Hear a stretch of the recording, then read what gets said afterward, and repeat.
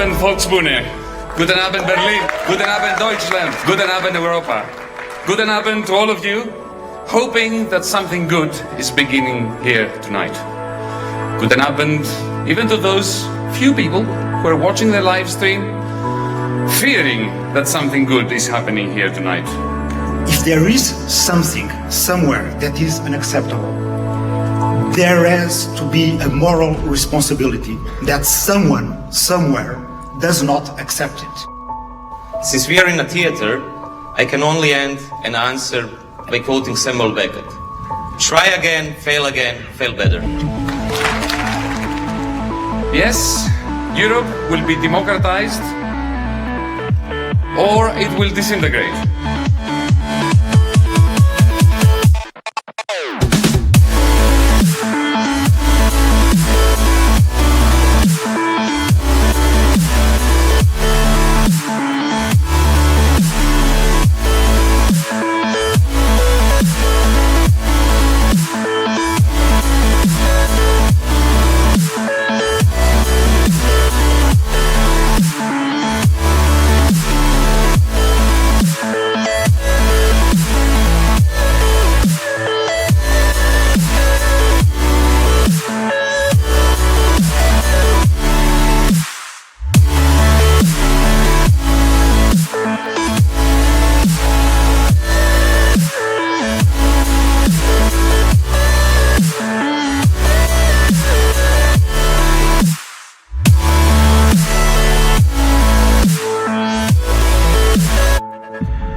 Start cooking, recipe to follow.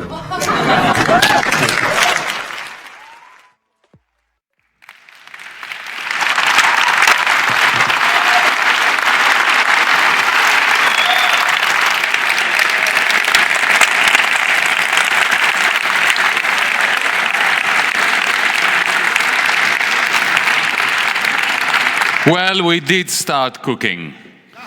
The recipe is not ready yet, but it is almost done. Because democracy, as Brian Eno said, in February 2016, when we inaugurated the Democracy in Europe movement, DiEM25 at the Volksbühne Theater in Berlin, because you know, when they denigrate and when they humiliate our parliaments, we take over theaters and turn them into parliaments so that we can take over the European Parliament and our national parliaments. When Brian Eno made that presentation, he also made the point that democracy is a system for people who do not necessarily believe that they have the answers, for people who want to get together in order to crowdsource the answers. And this is precisely what we've been doing as DiEM25, as the European Spring.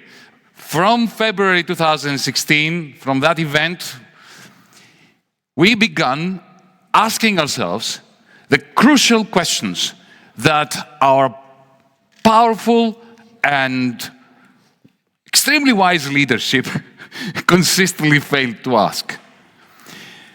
You know, Europe had its 1929 moment again in 2008. We had created a single market and a single currency, which was not fit for purpose. It was never designed to sustain the shock waves that came from, where else? Wall Street. Again, before toppling BNP Paribas, Société Générale, Deutsche Bank, Commerzbank, Finanzbank, all the banks. It simply was not designed to absorb those shocks. And very, very soon after that, the powers that be shifted all the losses of the financiers that had caused the crisis onto the shoulders of the weakest, of the most wretched taxpayers, citizens, Europeans. For 10 years now, they are in denial. For 10 years, they resemble the Bourbons, who never forgot anything and never learned anything from history. For 10 years, they insist on their model of socialism for the bankers and austerity for the masses. For 10 years, they have been sowing the seeds of discontent, of resentment, of hopelessness for the many, not just in my country, in Greece, but also in Germany, in Belgium, in France, where Dr. Wolfgang Schäuble so succinctly put it once to me. He wanted the Troika to be there. And the Gilets jaunes in France now are nothing other than the unruly children of the austerity that was transplanted after having first been tried out and tested in the dystopic laboratory that was my country, Greece. Every crisis begins somewhere and then spreads. The question is, are we ever going as Europeans systematically to deal with this systemic crisis? The establishment has always been in denial. The worst were the Social Democrats, the SPD in Germany, the Parti Socialiste in France, the PASOK people in Greece. They were the ones who used the name of social democracy in order to do favors to the bankers and in order to shift all the pain onto the innocent victims of the financial sector. The Christian Democrats simply aided and abetted them. Once you have the political center, whether it's the center left or the center right, participate in this crime against logic, the result is infinite discontent. And out of infinite discontent and hopelessness, one thing grows: xenophobia, anti-Semitism, Islamophobia, misogyny. That is the bitter harvest that we're sowing as a result of a hapless establishment. They created a single market and a single currency in such a way as to precipitate a crisis. And then when the crisis hit, they refused to redesign the architecture. They insisted on business as usual. And in so doing, they created the ground, they paved the ground for the rise of Le Pen, of Kurz, of Alternative for Deutschland, of Matteo Salvini, of Golden Dawn, and so on and so forth. There is a twin deception that is destroying Europe at the moment. The first deception is that the crisis can only be dealt with by means of the application of rules by a technocracy that knows better than you do. Whenever you take crucial political decisions and you transfer them onto a cartel of technocrats, you create bad economics and toxic politics. The second toxic deception is that there is a clash between the so-called liberal establishment, Emmanuel Macron and Angela Merkel, the establishment, on the one hand, and the xenophobes, Eurosceptics, anti-Europeans, Matteo Salvini, Le Pen, and so on the other hand. Nothing could be further from the truth. Matteo Salvini is Emmanuel Macron's best friend. Macron, Juncker, and Merkel draw their authority from the fact that they are facing Salvini and they are facing Le Pen. Macron would never have been president without Le Pen. Juncker would never have a leg to stand on if he could not say, if it's not me, après moi, Salvini. So he should, every night before going to bed, Mr. Juncker and Mrs. Merkel and Mr. Macron should say a little prayer in the name of Matteo Salvini. And Matteo Salvini, every night before he goes to bed, he should tell a little prayer thanking Macron, thanking Juncker, thanking the establishment for pursuing policies that are sowing the seeds of the discontent that are his strength. Whenever you have a hapless establishment, which is neither liberal, not so very well established anymore, and on the other hand, you have the bigots, the xenophobes, and the racists. What you see there is an evil dance between partners, comrades in arms. DiEM25, Our partners of the European Spring are standing against them. We are the only political force in Europe which is standing against both partners of that evil dance. We do not segregate. We do not differentiate between the authoritarianism of the Troika, which is brutish, which is nasty, and which is racist, which is based on the proposition of turning the Germans against the Greeks against the Germans, the Italians against the French. That was the strategy of the Troika for the purposes of looting, not just looting the public assets and private assets of the Greeks and the Portuguese and the Irish, but also looting the assets of the weaker citizens in Germany, in Belgium, in the Netherlands, in Finland. A class war was being pursued on behalf of so-called European Union rules. We look at that vicious establishment as the greatest enemy of Europe. And we look at the same time at the Salvinis, the racists, and the Eurosceptics as their symptom, not as the cause. A symptom that symptoms can be very painful. They can be very nasty. But we need to look at the two faces of authoritarianism and oppose it by means of democratic politics. This is not a term that is vague and sweet but meaningless.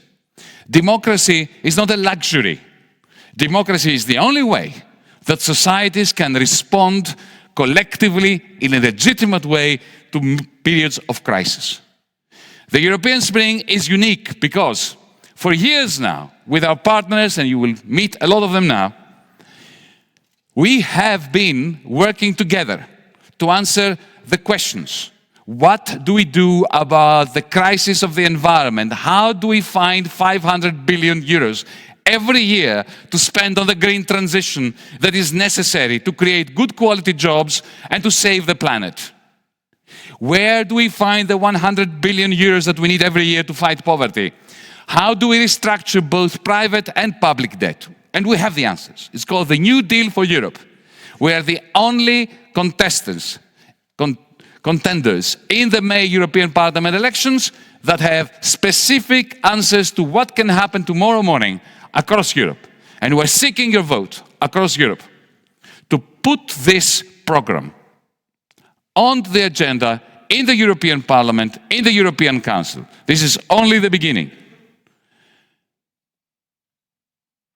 Today, we are celebrating the beginning of this campaign. But allow me to conclude by saying that unless we manage to inject humanity into politics, unless we turn politics from a dreary business of careerists into, should I use the word fun? Or should I also use the word sexy? We need to make politics sexy and fun again. And the only way of doing that is by having people like these here who do not want to be elected. They will be elected with your help because we need to do a dirty job. But none of us are standing here asking for your votes because we want a career out of politics. Democratic politics means you come in, you do your duty, and you step out and you hand over to the next person. We are the only Democrats with a coherent program and the capacity to inject fun in the politics that can single-mindedly transform this Europe from a continent which is in the clasps of a two-faced authoritarianism into a continent that works for the many. The recipe is almost done.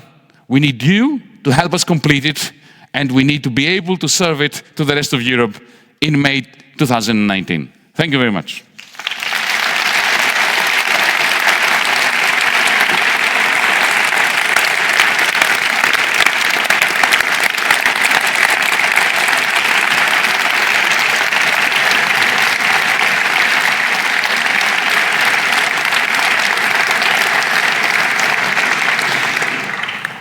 point, I want to call to the lectern a great friend, a politician that has proven that he is not a careerist, a member of the European Spring, a former candidate for the presidency of France, the leader of Génération, Benoît Hamon.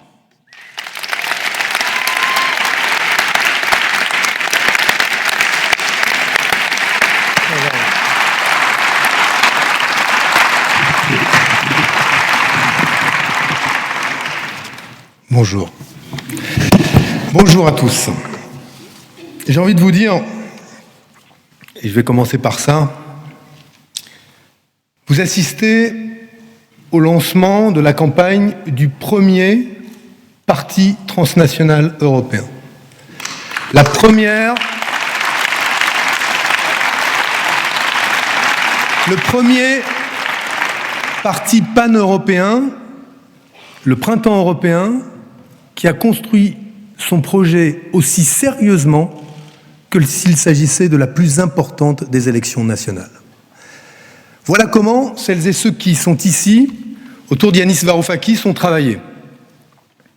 Dans la clarté, la transparence et la démocratie, pour construire la première liste pan-européenne et le premier parti transnational qui va européaniser la citoyenneté, la solidarité et la politique au moment où les libéraux d'un côté et les nationalistes de l'autre se préparent à démanteler davantage l'Europe. L'oligarchie est une internationale. Yanis Varoufakis parlait tout à l'heure de l'establishment à travers un certain nombre de figures de cette oligarchie-là, mais l'oligarchie est incontestablement une internationale. Une internationale de la cupidité, une internationale de l'égoïsme, une internationale qui a fait de l'indifférence aux inégalités sociales, à la pauvreté et aux migrations, c'est-à-dire à la crise humanitaire, la caractéristique principale de son action. C'est une internationale qui, de surcroît, dispose d'un pouvoir technologique, économique et politique considérable. Mieux, ou pire, elle a réussi, à l'abri des démocraties, à construire un pouvoir qui, aujourd'hui, détourne les moyens de la puissance publique de l'intérêt général, la lutte contre le dérèglement climatique, la lutte contre les inégalités sociales, pour continuer à préserver un modèle de développement dont nous savons qu'il précipite la crise humanitaire en Méditerranée, la crise écologique et la crise sociale. Et en face de cette oligarchie-là, sont nés quoi? D'autres monstres. D'autres monstres. Nationalistes, racistes, antisémites, sexistes, obscurantistes, qui parlent soi-disant au nom des peuples, mais dont le premier et seul objectif est d'abattre la démocratie, donc de priver les peuples du droit à la parole et du seul moyen qu'ils ont justement de faire en sorte que la loi du plus grand nombre, la loi de l'intérêt général, s'impose à la loi des intérêts particuliers. Et c'est de cet étau-là qu'est né le printemps européen. C'est de la volonté de desserrer cette mâchoire-là qu'est né cet élan jeune, mais puissant. Comptez-vous. Vous n'êtes peut-être pas encore si nombreux que vous l'auriez souhaité, mais comptez-vous, parce que le cœur du projet européen est ici. L'avenir du projet européen, de l'idée même d'Union européenne et de coopération entre les peuples est ici. Peut-être que vos cœurs ne sont pas encore les plus nombreux, mais ils battent plus fort. Ils battent plus fort, pourquoi? Parce que justement, nous considérons que l'Europe rend libre.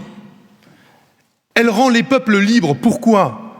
Parce qu'elle est la seule aujourd'hui à nous offrir le niveau de réponse capable de résoudre les problèmes qui nous sont posés. Quel est celui qui pense que nous allons lutter contre le dérèglement climatique avec un modèle européen qui se fonde sur le tout concurrentiel, sur une politique absurde de la Banque centrale européenne et sans aucun budget ni plan d'investissement? C'est non seulement absurde, mais nous savons d'ores et déjà que ni Macron, ni Merkel, ni qui que ce soit d'autre avec le même acabit et le même pédigré ne pourra nous emmener sur un chemin qui est celui de la transition écologique. Et qui peut penser qu'à leur place, les nationalistes qui veulent rapatrier la décision dans les nations seraient capables, les uns les autres, eux qui sont aussi sceptiques sur le climat qu'ils sont sceptiques à l'idée de l'humanisme et à l'idée même de coopérer, qui peut penser qu'ils sont la réponse à ces défis-là? Donc oui, l'Europe rend libre, mais à condition que les politiques qui y soient menées soient celles qui fassent de l'intérêt général, de la question climatique, de la question écologique, de la lutte pour justement stopper la fin de la biodiversité, la lutte contre les inégalités sociales, contre l'évasion fiscale, le cœur d'un projet politique. Et c'est ce que nous faisons. Voilà l'élan que nous voulons donner. Un élan qui, tout simplement, nous redonne au peuple la liberté qu'ils ont perdue. Prisonniers des oligarchies, prisonniers de la technocratie, prisonniers d'États-nations trop petits pour résoudre les problèmes, voilà les objectifs que nous nous fixons. Vous rendre et nous rendre plus libres. Ce sera ça le projet du printemps européen. Et au fond, si je n'avais qu'une chose à vous dire, c'est qu'ici, vous avez la clé pour ouvrir le cachot. Parce que nous vivons aujourd'hui dans une forme de cachot quand on nous empêche, au fond, quand on nous empêche de construire une alternative aux libéraux, au motif que la seule opposition qui vaille, ce sont les libéraux et les nationalistes. Imposez-la, cette alternative. Parce que si ce n'est pas par la démocratie que nous l'imposons, oui, nous finirons par avoir les fascistes au pouvoir dans plusieurs États de l'Union européenne. Et je terminerai par un mot. Un mot pour les pauvres parmi les pauvres. Les faibles parmi les faibles. Ceux qui n'ont aucune voix au chapitre et dont nous devons être ici les porte-paroles. Ceux qui, quand ils ont regardé l'Italie fasciste de Salvini, ont eu port fermé aux bateaux qui voulaient justement leur permettre d'avoir un meilleur sort et de pouvoir ouvrir leur droit à l'asile, les réfugiés de l'Aquarius. Ceux qui, quand ils se sont tournés vers le libéral Macron, ont eu les ports de la France fermés comme les ports italiens l'étaient. Libéraux et nationalistes s'entendent toujours sur une chose, c'est sur le dos des plus faibles, des petits parmi les petits, des pauvres parmi les pauvres. Eh bien, une de nos raisons d'être au printemps européen, c'est que si personne ne parle d'eux, ici, nous parlerons à ceux qui attendent encore de l'Europe qu'elle leur tende la main de l'humanité.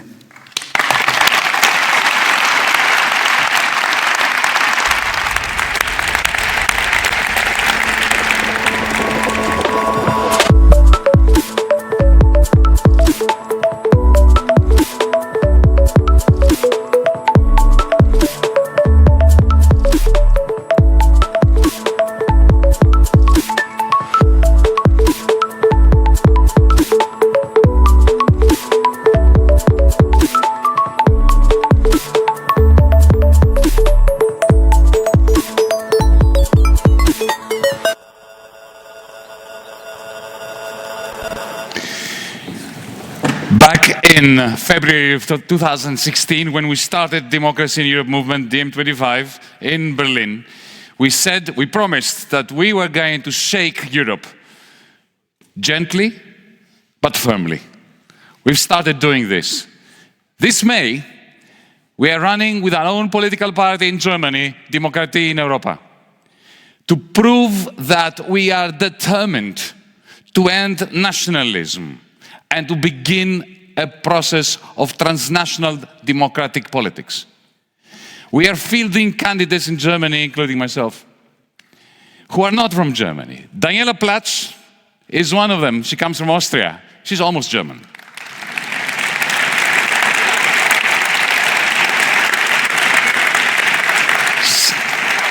Srećko Horvat from Croatia, from the Yugoslav relics of our peninsula.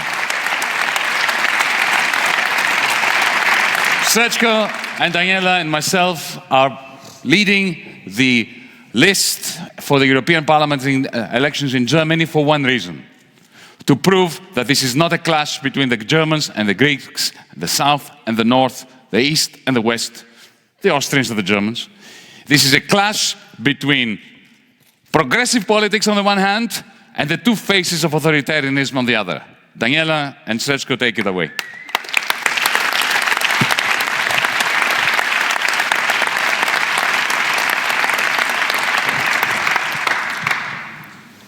I'm glad to be here, and I'm not glad to be here. I'm glad because friends are here, comrades are here, allies are here, but I'm not glad because to be completely honest with you, I would prefer to be at a Croatian island writing books. Unfortunately, when we are faced with Europe's deep crisis, we don't have the luxury to be on islands anymore, because there are no islands anymore out of capitalism. There is no escape. When faced with this current crisis and the situation of the European Parliament, I think all of us have to become active. If you don't believe me, let's watch a very short video, which is, I will warn you, which is not Monty Python, it is the reality out of Brussels. Members of your Parliament, Je salue ceux qui se sont donné la peine. I would like to welcome those that have actually taken the trouble to turn out this morning, but the fact that there's about 30 members of Parliament present in this debate only really illustrates the fact that Parliament is not serious in this. I'm putting that to you today. Mr. Muscat and Mrs. Merkel, difficult to imagine that, or Mr. Macron perhaps, if it had been here, it would have been.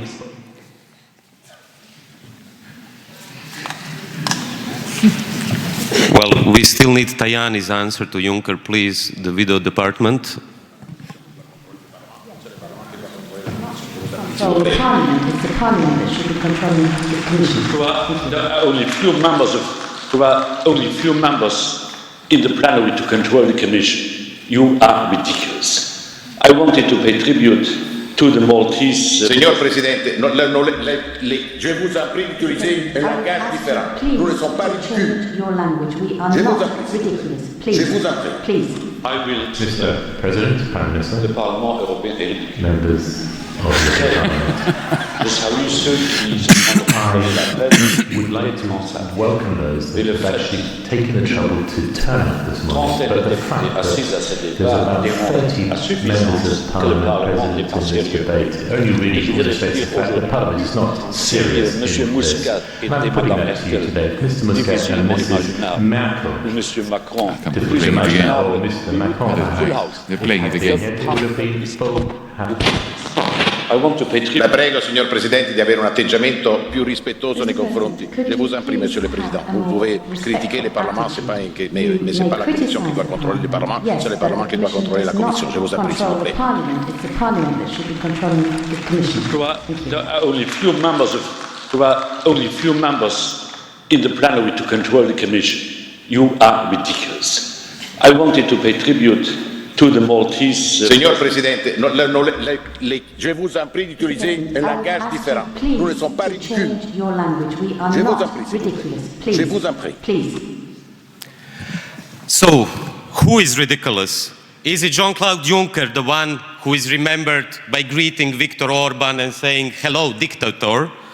Or is it Antonio Tajani, the head of the European Parliament, who recently said that, I'm saying this as someone who happens to come from Croatia, who recently said that Istria and Dalmatia are Italian, and who said that Mussolini did some positive things? Who is ridiculous? Is the European Commission ridiculous when saying that the European Parliament is ridiculous? Or is the European Parliament ridiculous when saying that the European Parliament controls the European Commission? The answer is both of them are ridiculous. And this is why we are here today, to show that the fake binary opposition between the European Parliament and the European Commission, between Europe's deep establishment and the so-called right-wing populists, will not bring us out of Europe's deep crisis. What will bring us out is something what, paraphrasing Rude Dučke, who was calling for a long march through the institutions, we should call a very short march through the institutions. And we have a program today, and I'm very happy that Dani Plach and the others will present it. Thanks a lot.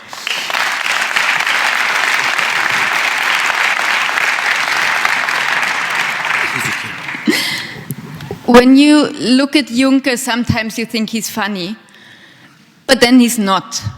We have a lot of pressing issues, And to be honest, I don't feel we have the luxury that we just laugh and hope for the best.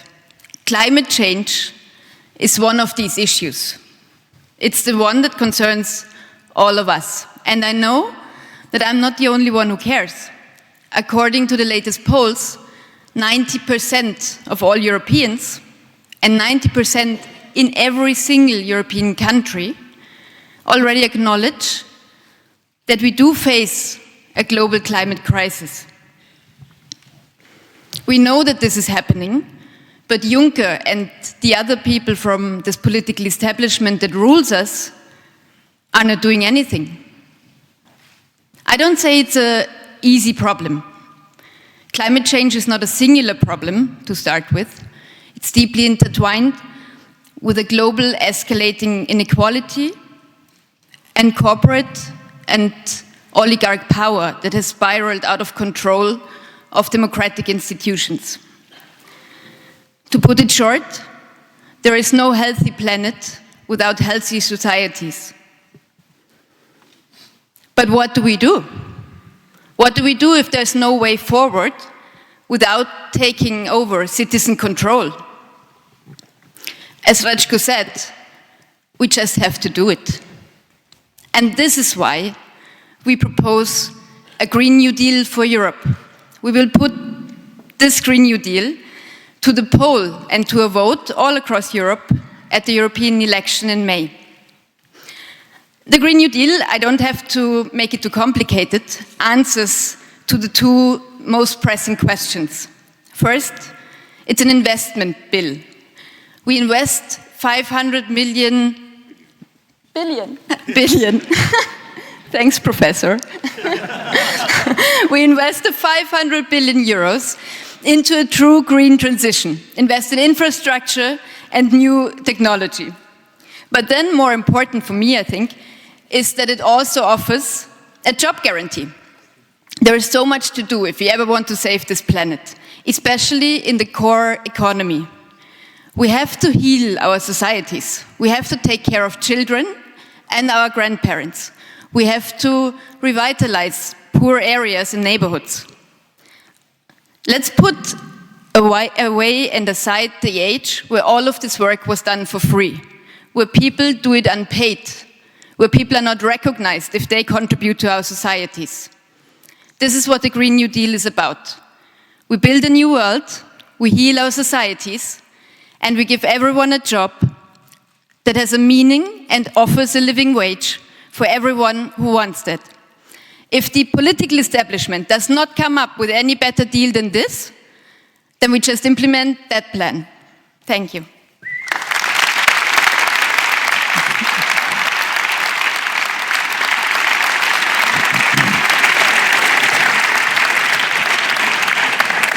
Our idea is really very simple. When the political order and the natural order clash, we change the political order. We don't let nature go to pieces. But when we say we change the political order, I can see on many faces a sense of desperation. How can we do that? It will never happen. We can say we would like a different society, a different world. Well, this is the key proposal of the European Spring, of the New Deal for Europe. We can tell you tomorrow morning what needs to be done, where we can start making a difference tomorrow morning with the existing institutions that we already have, not some pie-in-the-sky socialist plan. The idea is really very simple. As we speak, in the banking system of Europe, there's about 3 trillion euros doing nothing except damage, sitting there, not being invested. The European Investment Bank, which belongs to all Europeans, will be issuing, according to our policy, 500 billion euros of bonds every year for 5 years. That's 2.5 trillion in 5 years during the duration of the next European Parliament. Those bonds will sell like hotcakes because people who have money in Germany don't know what to do with it. They have negative interest rates. So EIB bonds, European Investment Bank bonds, will be good for them. And we use this money, we put 500 billion every year into a new green transition works agency that that plans the transition to green energy, green transport, green manufacturing, and green agriculture. It's really very simple. We can do it tomorrow morning without changing anything.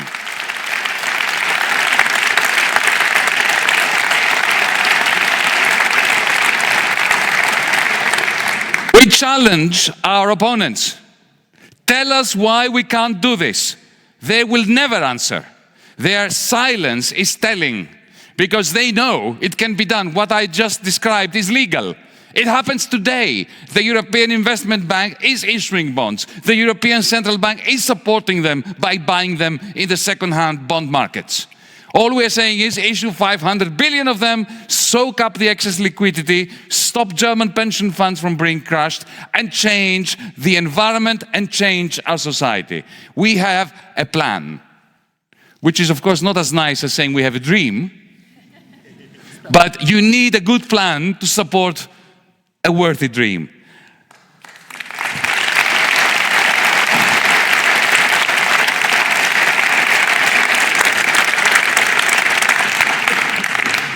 Now, somebody reminded me that we are in Belgium. So, how about hearing the voice of two of our candidates from this great country, from this great city? I will call Laurent de Sutter and Rosita Alninch.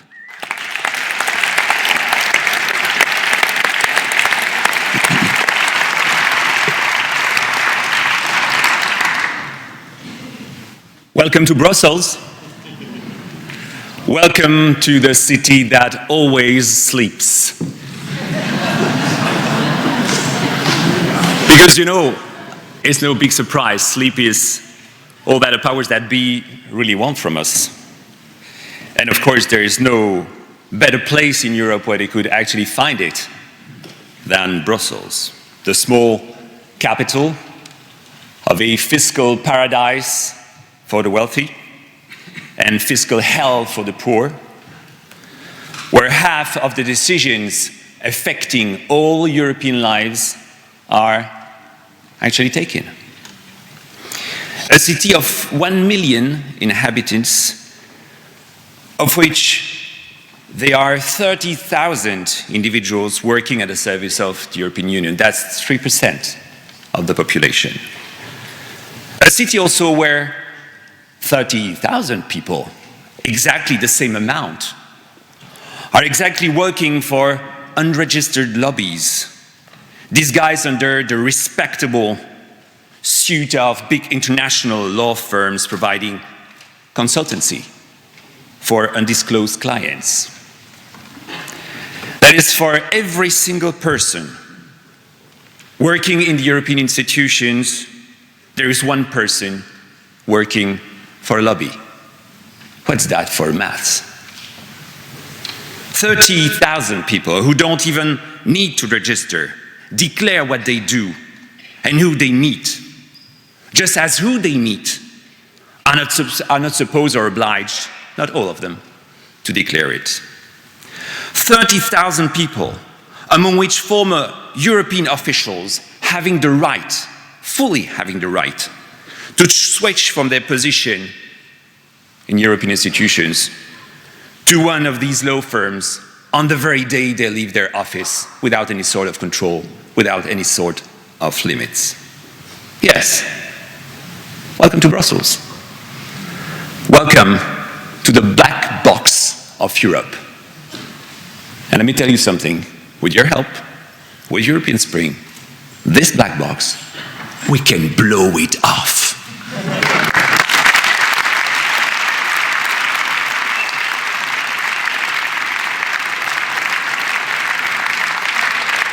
We, the European Spring, will break open these black boxes with full transparency.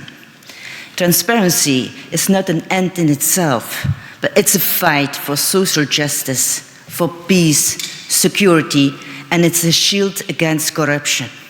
Europe is a black box. The symptoms are greed, crime, radicalization, extremism, a lack of transparency, correct information, and the truth led to mistrust in politics and give a deep sense of insecurity.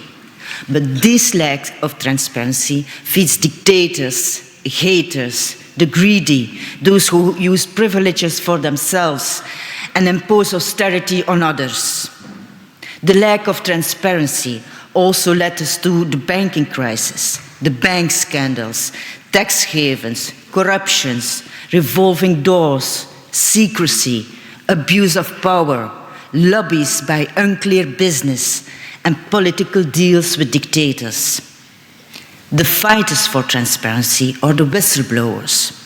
They are prosecuted, silenced, or even worse, murdered. Europe should be an example of transparency. We want Europe to be governed and controlled by the people. We want a digital tool against fraud who follows the money, where it goes, how much they spend, and for what. We want all European documents be public accessible. No more TTIP, no more CETA. We will demand full transparency in publications of minutes and live streaming of all the European meetings. We will shine the light with a mandatory lobby register. We will want an end of all the golden visas, no more privileges for the rich. We will close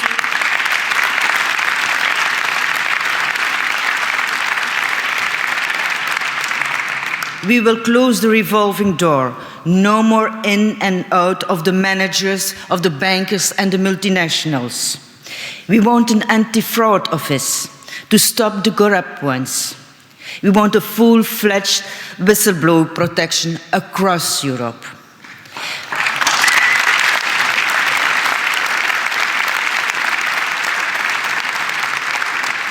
We want an end of tax havens, banks, Euro companies, individuals who cannot disclose what they do in tax havens can no longer be active in Europe, or they will lose their property rights.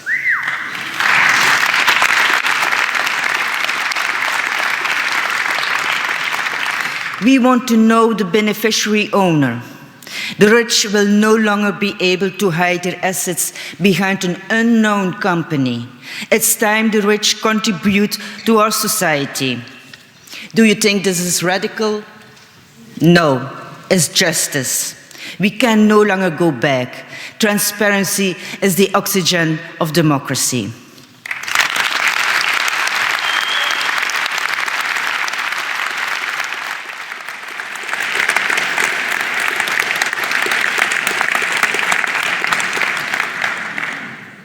The great Hannah Arendt once said about her relationship with the philosopher and iffy politically Martin Heidegger that they met in the German language. We meet in our program. We meet by getting together programmatically to converge on what needs to happen tomorrow morning, in 6 months' time, in 12 months' time, in 10 years, in our Europe. Well, this feels a little bit like the Eurovision Song Contest. Now we're going from Belgium to the dystopic laboratory of austerity that I refer to, our country, Greece. Mera25, DiEM25's political party, which is a part of the European Spring, is running for elections, both at the European level and at the national parliament level.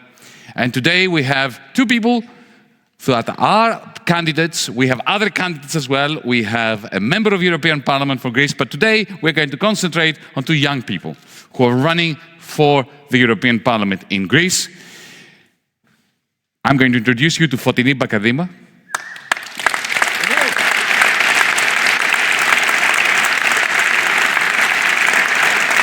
And to that gentleman over there with a fantastically Greek name, Eric Edman.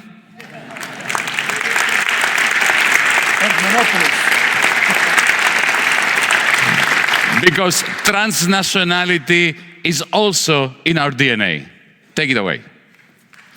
Thank you, Yannis.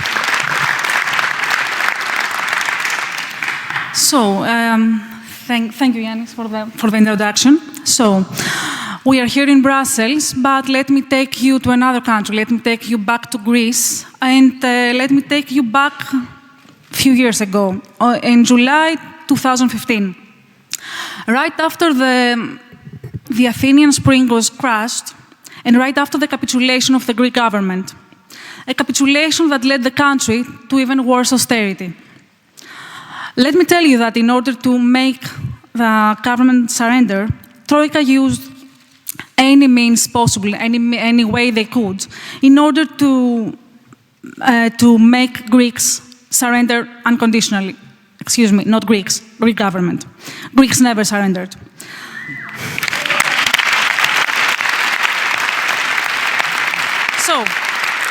So, what was their heavy artillery? It was the closure of the Greek banks, the ACB, the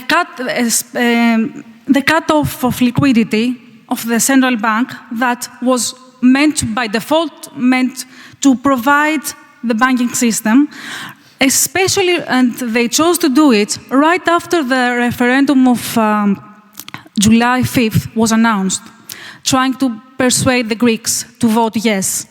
But luckily, they voted no, although their no became a yes right after.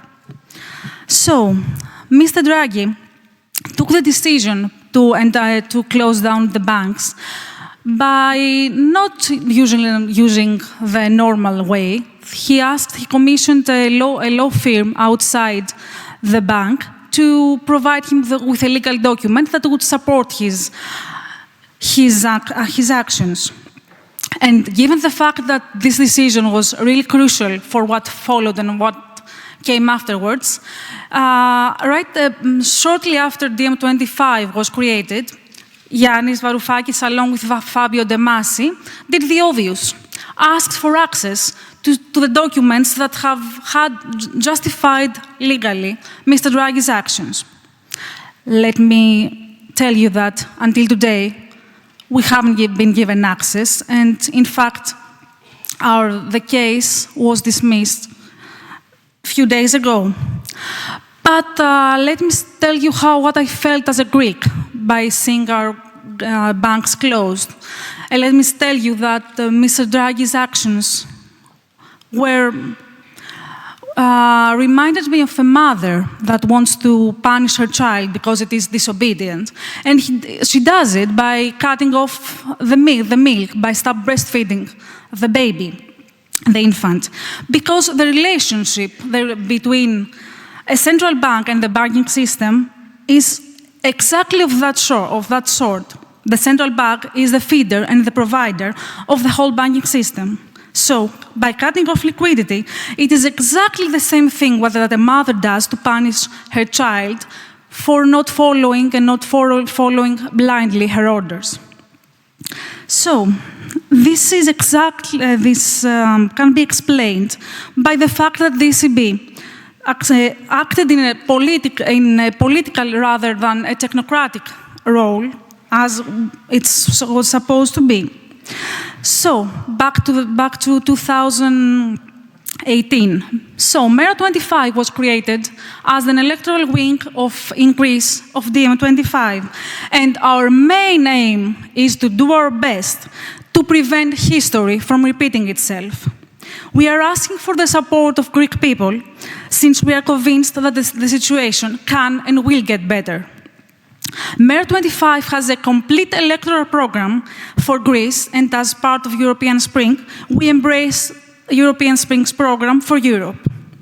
And let me close by saying that MERA and DiEM perceive constructive and realistic disobedience as the only solution.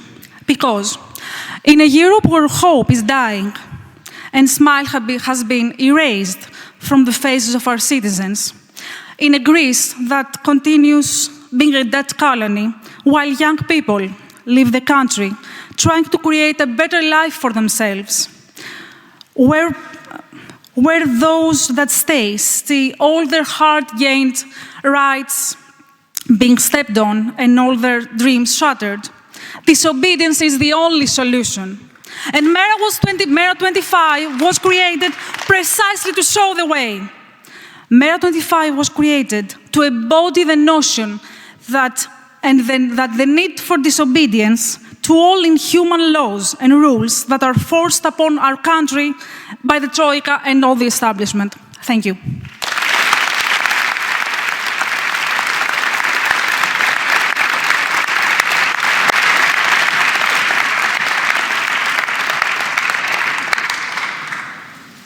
I moved to Brussels in 2015, at about the same time as Yanis had started his trips to renegotiate the Greek debt. And I came face to face with a European Union that absolutely did not represent me. I had moved to Brussels to be part of a Europe of solidarity, of a Europe of shared prosperity, which puts the interests of its citizens and of the environment before those of multinationals. And instead, I saw a Europe that would spare nothing and no one in order to appease the rich and the powerful. There is one dogma underpinning this set of twisted priorities. One dogma which squeezes and divides the poorest and weakest in society while profiting monopolies and the powerful. One dogma that caused depression and suicide rates in Greece to skyrocket, 4% of my country's population to emigrate. That's 400,000 people in under 10 years. For medieval diseases to resurface. And that dogma is austerity. Austerity will not just be remembered as socially inhumane or economically irrational. It will be remembered as the policy that almost doomed humanity as it drove desperate citizens to the far right and the environment to collapse as we refused to invest in our communities and in the green transition.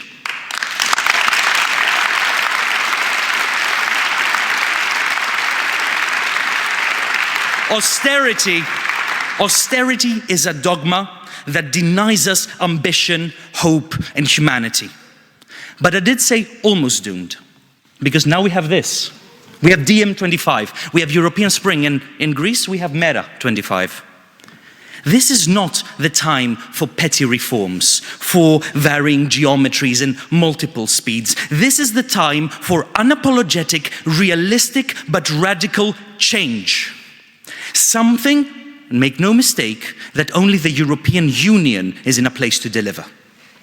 Imagine a European Union that instead of handicapping its member states with nonsensical austerity, lifts them up through new resources and fiscal space through our Green New Deal that we mentioned before, through the parallel payment system that we refer to in our program, and through this allows the member states to invest in their citizens and their communities. This is what we stand for, from villages and in village cafes across Europe to the beating heart of the European Union here in Brussels. This fight knows no borders, and neither do we. This is the fight that will define our generation, the fight against authoritarianism and climate change, the fight against austerity. And we can win it together.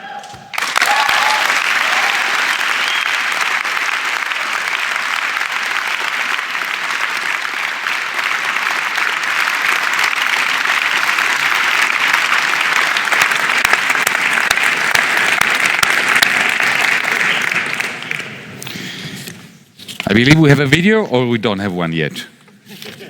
We probably don't.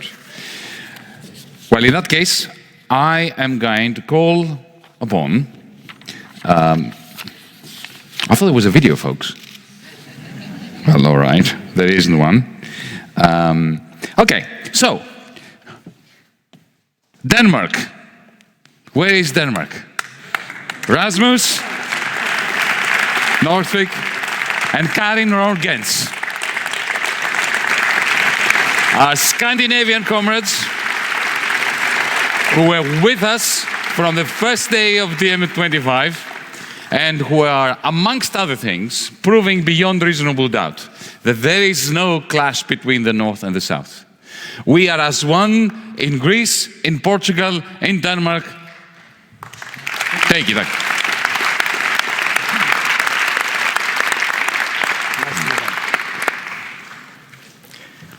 The climate change is the biggest change and the biggest challenge that we are facing today. Problem is that when we're discussing climate change, it's often about numbers, temperatures, statistics. It's alienating people from what it's actually all about.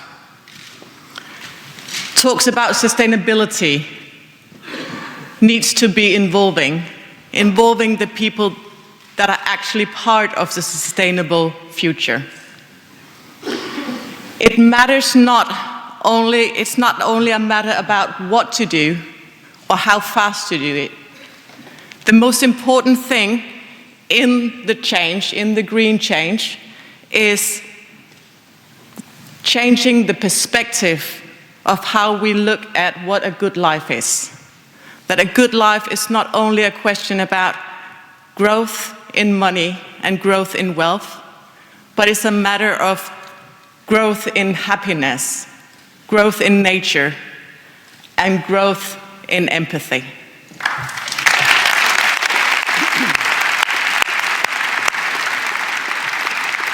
Exactly.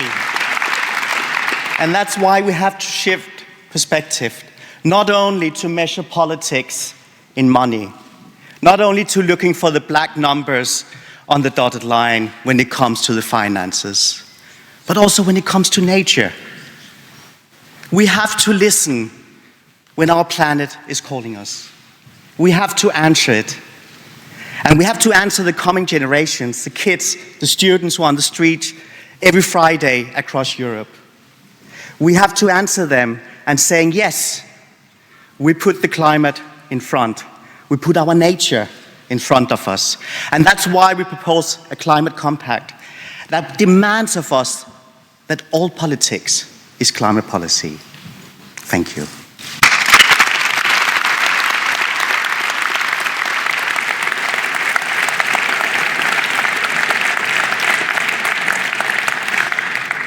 Erasmus gives me an opportunity to focus on one word that we must all coalesce against: extraction. Because if you think about it, what is the source of all evil and discontent and exploitation and inequality? It is the extraction of value from human beings by other human beings who possess exorbitant power. What is the greatest source of discontent for the planet? Extraction from the earth, from the sea, without rhyme or without reason. The Green Movement has been magnificent for 30 years, pointing out the stupidity of humanity, the fact that we've been functioning like a stupid virus, killing the organism in which it lives. But where the Green Movement has not succeeded is to combine the campaign against extraction from the earth with the campaign against extraction from human beings. This is what the European Spring is about.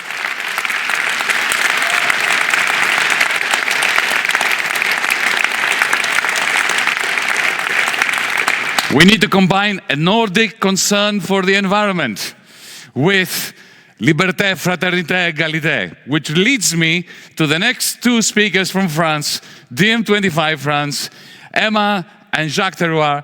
Emma Justus and Jacques Terroir, come to the podium.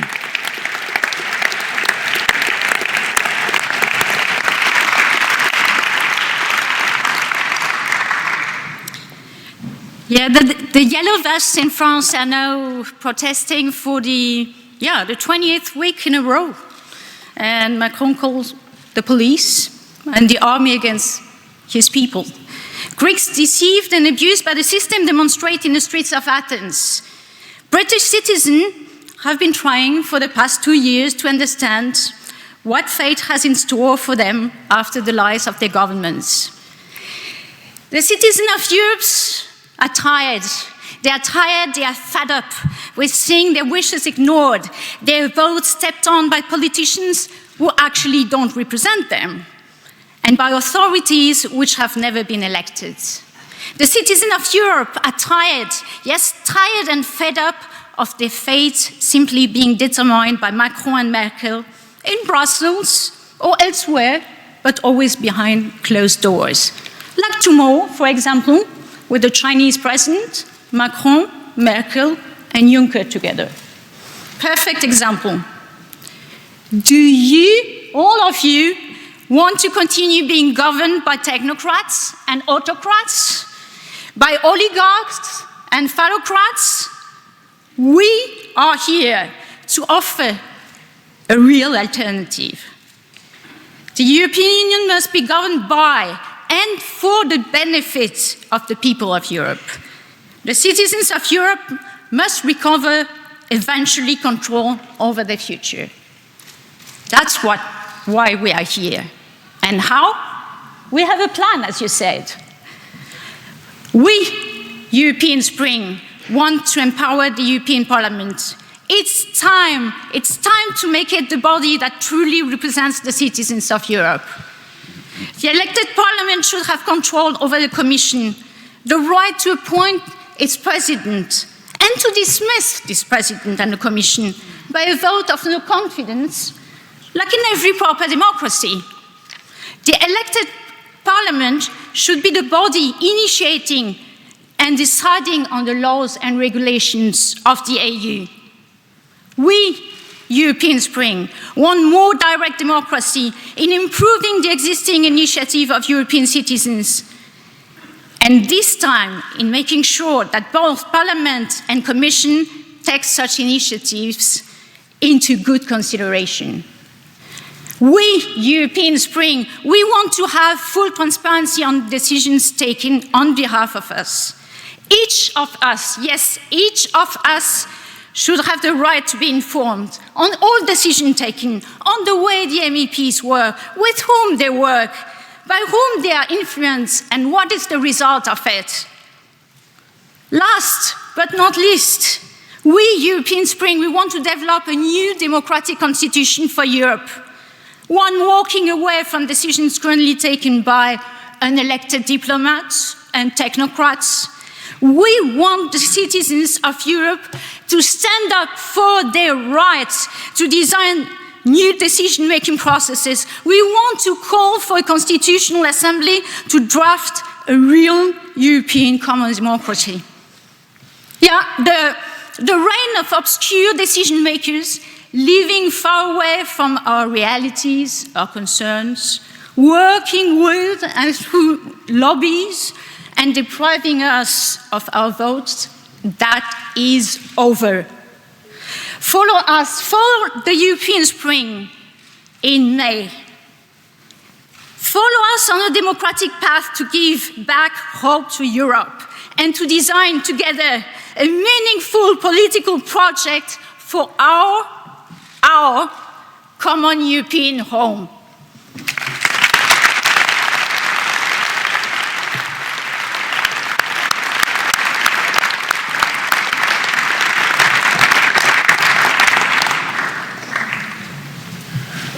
Bonsoir. I will speak English anyway. So,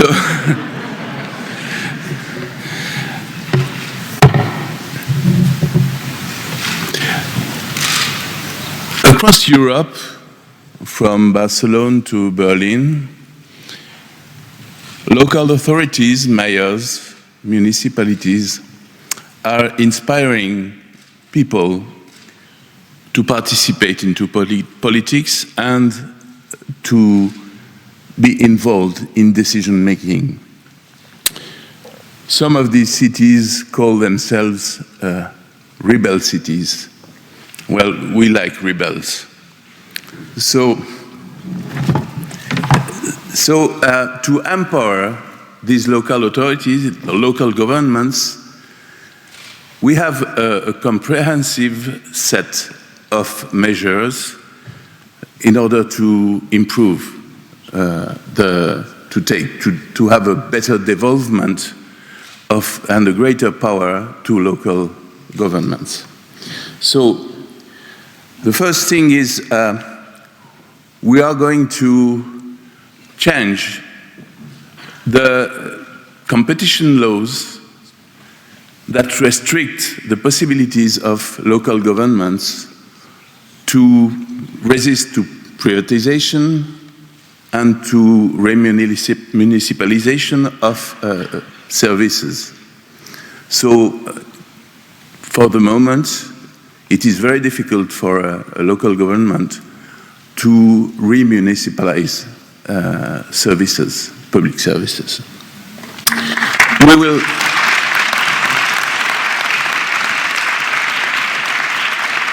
We will fight against the revision of the Bolkestein directive in order to prevent and to prevent the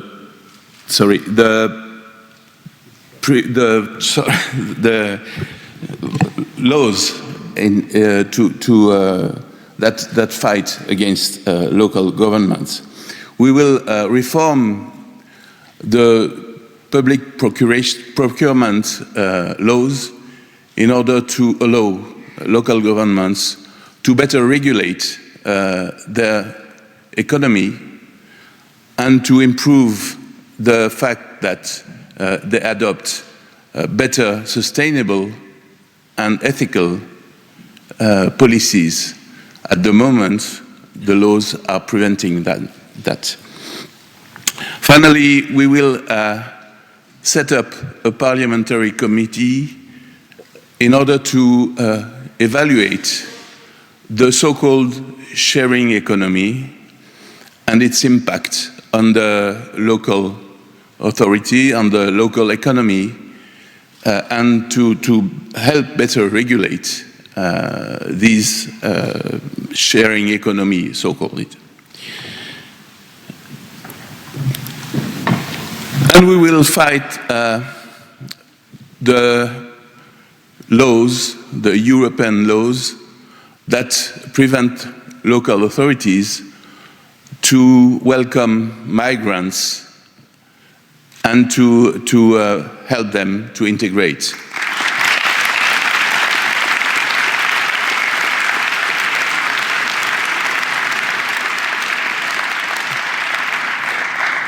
All over Europe, at the moment, citizens are demanding to have a say in the decisions that affect their lives.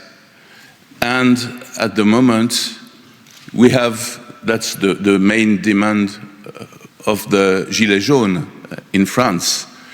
And also you have these demonstrations in Hungary against labor laws. You have these demonstrations in Poland against the restriction of women's rights. You have demonstrations in Romania against corruption and in other countries. So what we want to do is to help citizens to have a say in the decision-making process that affects their lives. It is also why tens of thousands of young people have taken to the streets in order to underline the urgency of tackling climate change. So what we want to do is to bring back hope. At the moment, right-wing politicians, including Macron, their answer is just to have more authoritarian Europe, less accountability, more decision-making behind closed doors, more lobbying, and more disempowerment of European citizens. So what we want to do is fight. Eventually, these policies, these right-wing policies,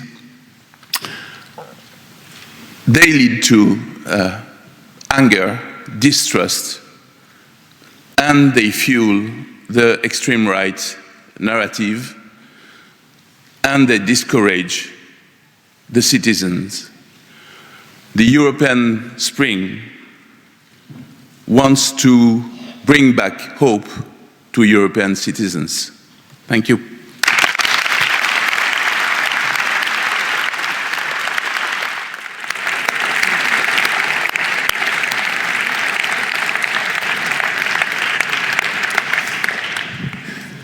Think like refugees. That's what we do. We are all refugees. We are all Africans. We started in Africa and we invaded Europe. We have no special rights in here compared to other peoples from around the world.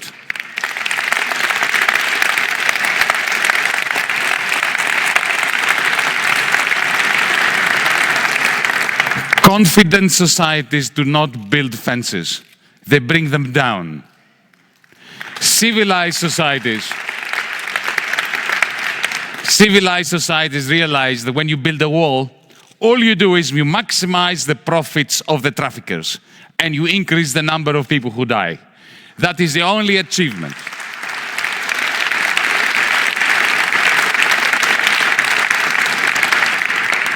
So we don't like borders. European Spring, borders, we don't mix. We can't even define the borders of Europe. Europe is an idea. DiEM25 has branches in Korea, in Argentina. Turkey is Turkey in Europe? Of course it is in Europe. Is Palestine, Israel in Europe? Yes, of course, as long as there are people there who think like we do. If you look at our advisory panel, the people that have put us together, that gave us substance from February 2016 onwards, they include Europeans like Noam Chomsky. He's not a European, but he's a European.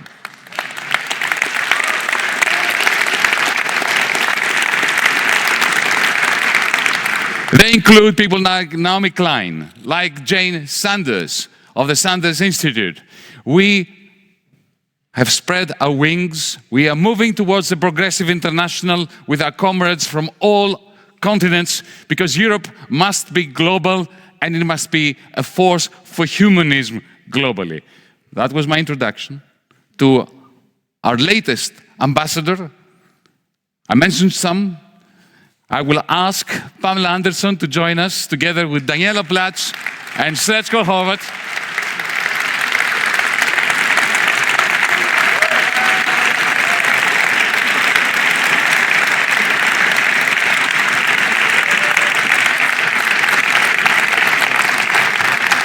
The rest of us are only here so that Pamela can speak. But before she speaks, there was a text today published by the women of Mera25, a Greek party, responding to questions of who is Pamela Anderson to be talking to us about politics.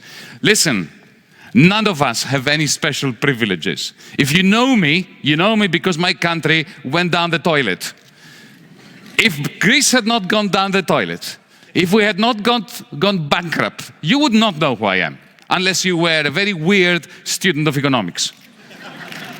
So we all bring some political capital to this struggle for civilization. Pamela brings hers. Welcome. Thank you.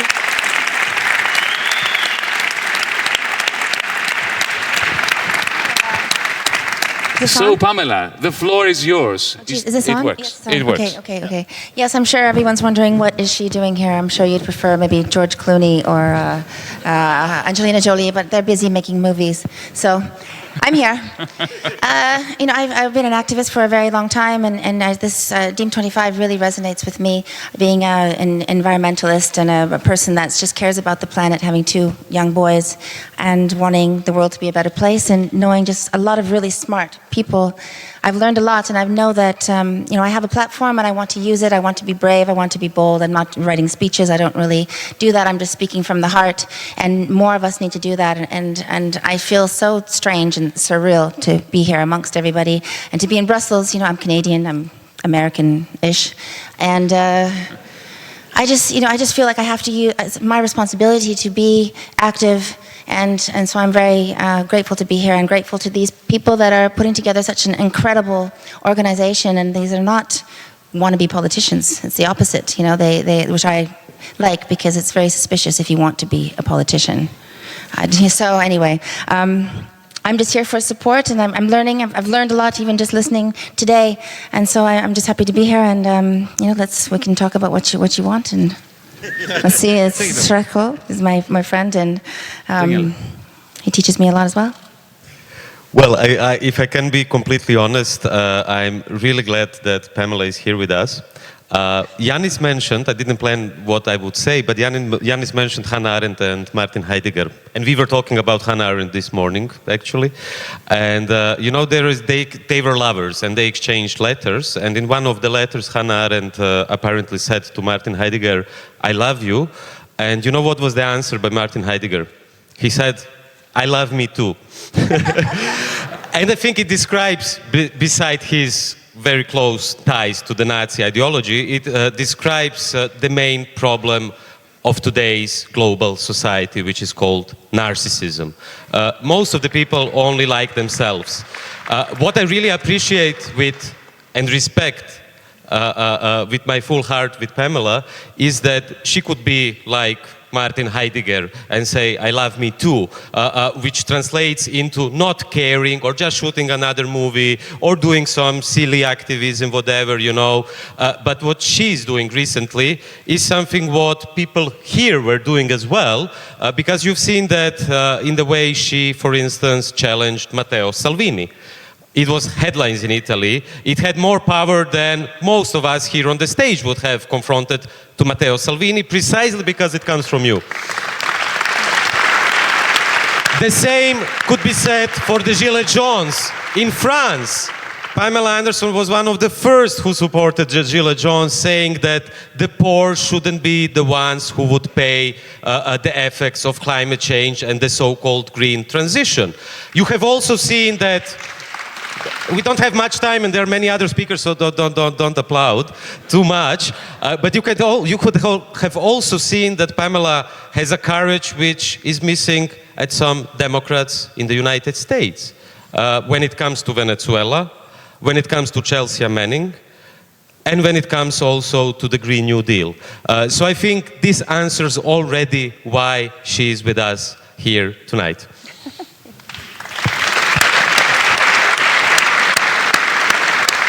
And we can't forget all of our friends here, Julian Assange. And yes.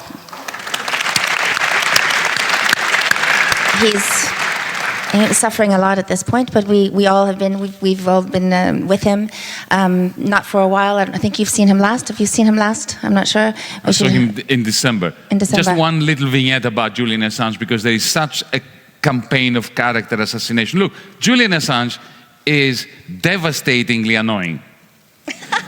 He's a friend. I want to strangle sometimes. I mean, I think that's your experience too. I don't know about you, Pamela. You speak for yourself. But the two of us. But allow me to just make one simple point about Julian Assange. Julian Assange has not seen the sun. He has not seen the light of day for 6 years for one reason, and one reason alone. Because he allowed you to know what our governments are doing or have been doing, all the criminal acts by our governments in the Middle East, in our own societies, in our name. This is why he's there. Whether you agree with him on whether he talked to some Trump person or not, I disagree with him. I state it for the record. But you go and spend 6 years in that hellhole opposite Harrods in Knightsbridge, and then you pass judgment.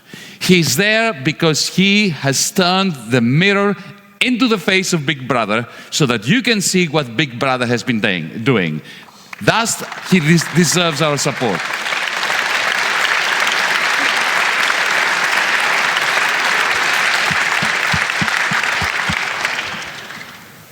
I want to say something as an ordinary citizen, not being famous. As an extraordinary citizen, as an extraordinary citizen. I think, like, you being here, also you, Yanis Rachko, everyone here, I think we have to give each other strength if you want to achieve something like a New Deal for Europe. We can't do it, no one can do it by himself, right? And every one of us has a special competence or skill or, I don't know, some magic around them. that can contribute to that. And I think this is a wonderful mix in this room. But I also think that like once we have all these individuals who are fantastic and extraordinary, we need to come to some sort of collective action. Things that unite us and make us stronger are always connected to collective action, right? Pamela and I are connected through collective actions because only through collective actions we as women are allowed to vote. That's quite right. Right? That's quite right.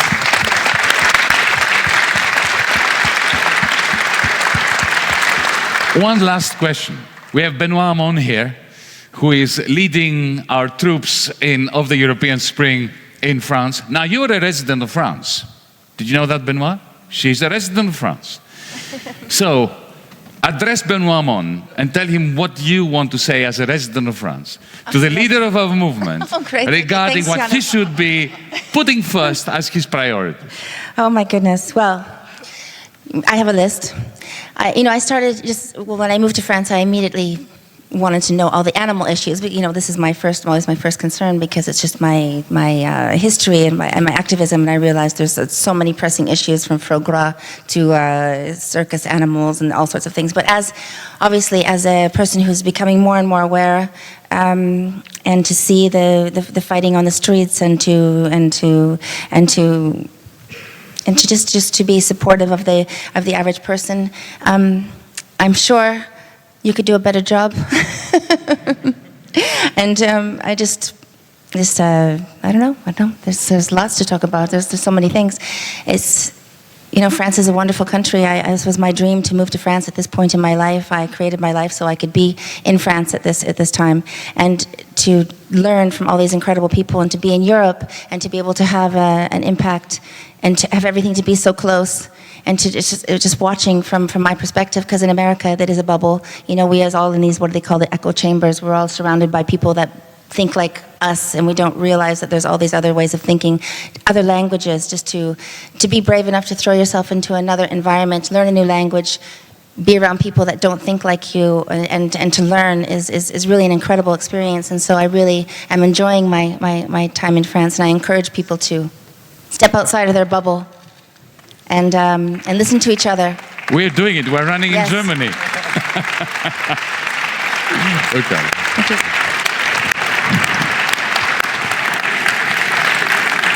Thank you, Pamela, the new ambassador of the European Spring.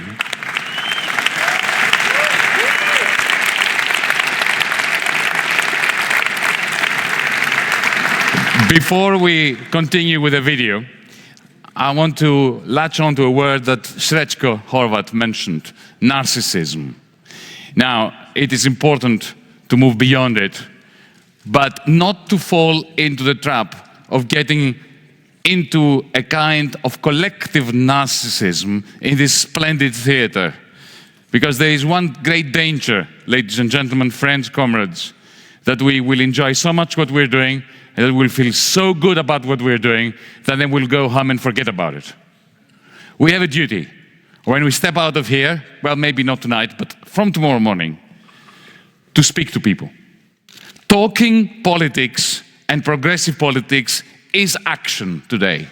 We need to spread the word that there is a pan-European transnational movement that is putting forward across Europe a common program. It is not perfect. It can be improved massively.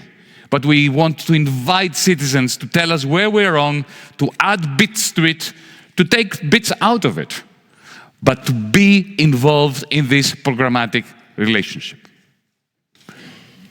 Is there a video? I think there is a video. Is there a video? If not, I'm going to sing.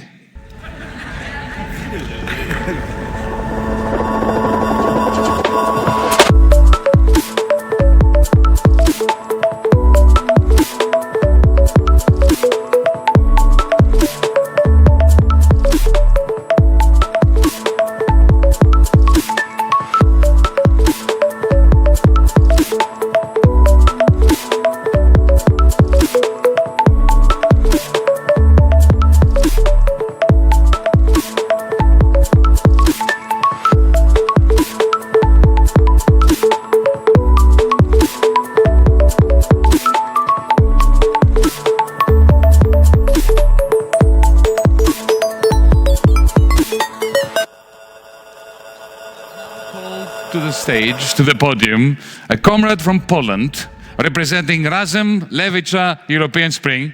Her name is Joanna Bronowicka. Joanna, the floor is yours.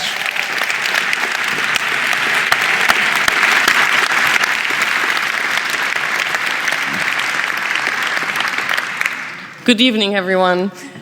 I'm Polish, but I live in Berlin.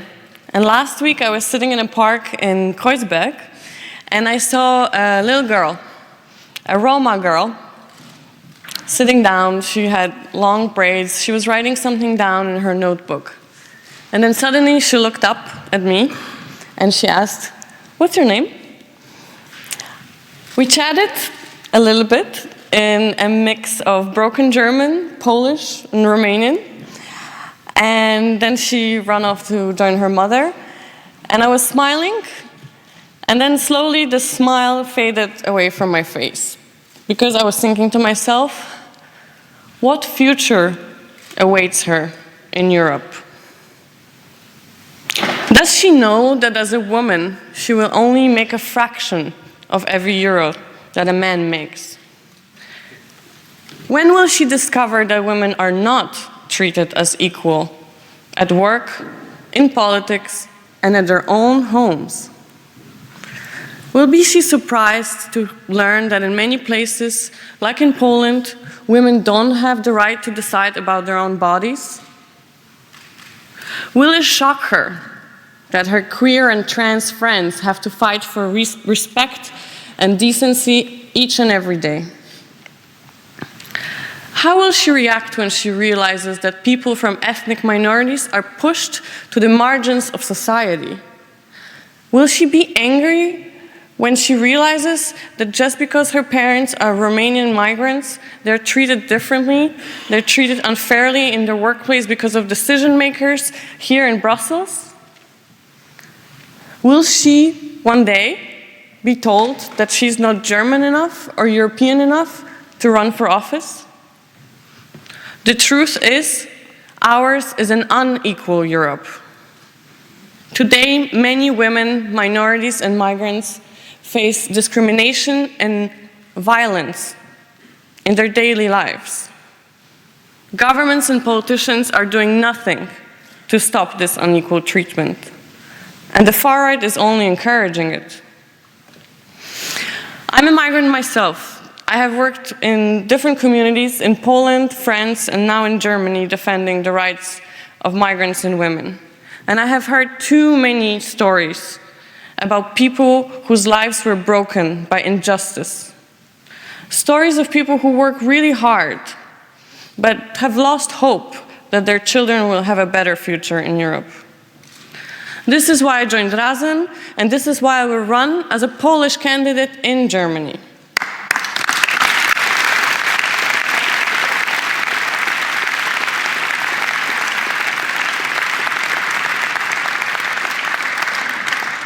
We, at the European Spring, stand against all forms of discrimination. We demand concrete actions to fight against racial profiling at every level of European society. We will expose sexism and racism at the core of our institutions. We will start right here in the EU institutions and demand a radical expansion of Europe equality bodies. We will force all companies to implement an equal pay standard and correct the gender wage gap.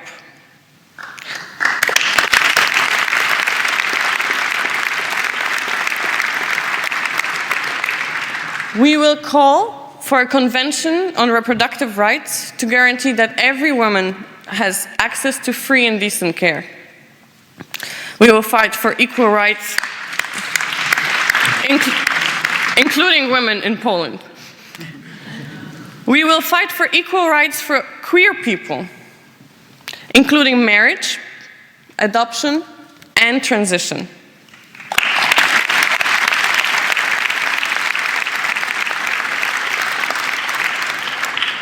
And we will implement the Workers' Compact to make sure that every migrant worker is treated equally, no matter where they come from.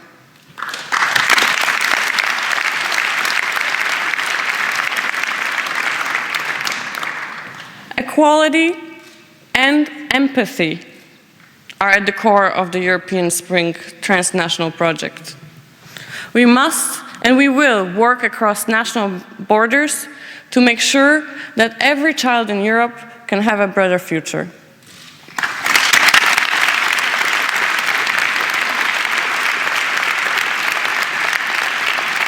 Thank you. We are now going to go from Poland and Berlin to the Iberian Peninsula. In 1936, transnational European politics took the form of the international brigades. In 2015, our Greek Spring was crushed by the Troika, so that the people of Spain would not even think of voting for a government that said no to the Troika. We are all in this together. We are very pleased, as part of the European Spring, to welcome to our bosom Actua, a new political party in Spain. I'm going to call to the podium Maria Garzón Molina and Arantxa Asmara Rodriguez, speaking on behalf of Actua.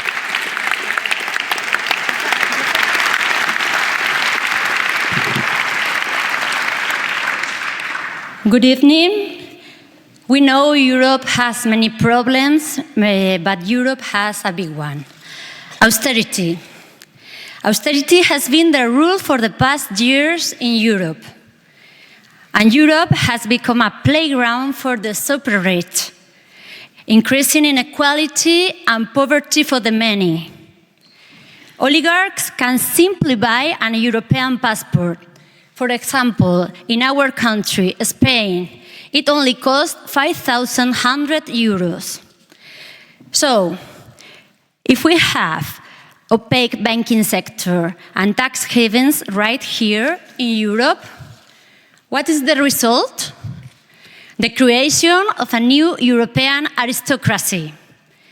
And we believe, as Europeans, that we cannot afford such an unfair Europe. Because Europe is not a club. Europe is for the citizens. Now that we know the problem, let's hear the solutions with Maria. Thank you. So, okay, we know the problem, don't we? So what does the European Spring propose? Well, European Spring stands for prosperity for the many and austerity for the aristocracy. Let's change the rules, okay? To make Europe more fair. And someone said it's all about political will.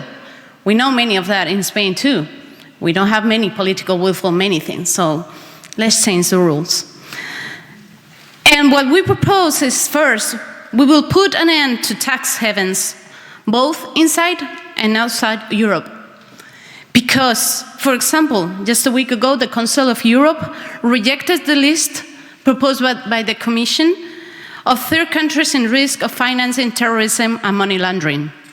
In that list was Arabia Saudi.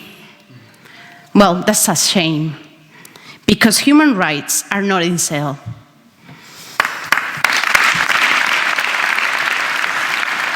Second, we will demand transparency. Someone already said that. But we will demand it in the banking sector, and not only, also in public administration and private companies. Well, in Spain, we've suffered a lot of corruption. And we also had to suffer the rescue of our banks. Listen, more than 60,000 millions, yes, I said millions of euros went to our banks. And what do we have now? We have more poverty. We have a lot of people that are losing their houses.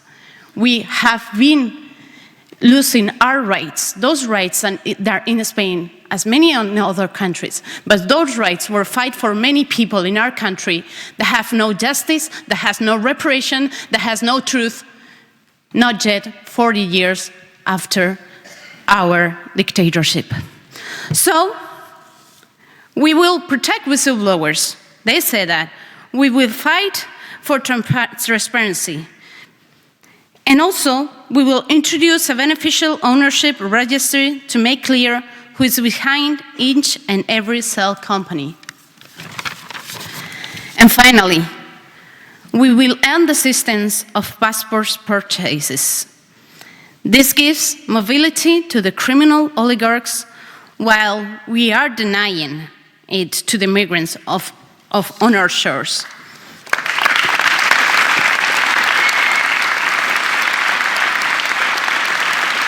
Someone said that he wanted and not wanted to be here. Well, that stands for me too. I love my country. I love to be in my country. But see, in Spain we believe in Europe. I have been believing and waiting a lot from Europe. As I told you, we come from a dictatorship. We have a lot of poverty. We have many expectations on Europe. So we need to put human rights forward. We need to build that Europe. That is why I stand for Actua to Europe. We need to find the way to do Europe for the people, for you and for me, and for everyone.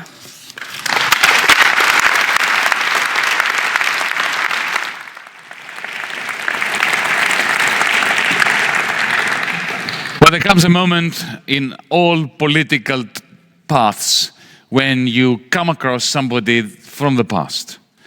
We are now going to move to Portugal, but the reason why I'm mentioning the habit of one's life to return to figures of the past is because Rui Tavares and I met many years ago to discuss, what was it, 10 years ago, the Green New Deal that Europe needed.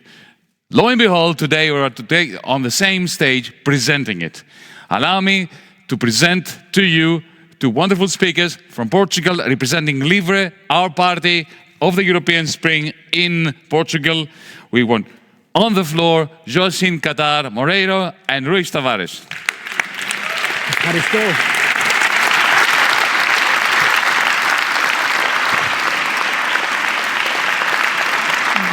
Good evening. I used to speak English on Fridays. And unfortunately, you don't speak Portuguese. So I will be very short. Europe, it's not white. Europe, it's not a white man also.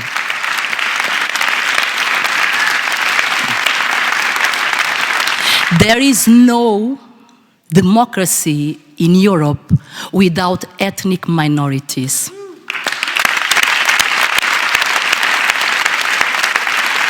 And there is no democracy in Europe without black women in stages like that. Thank you. And also, there is no democracy without equity and equality, of course.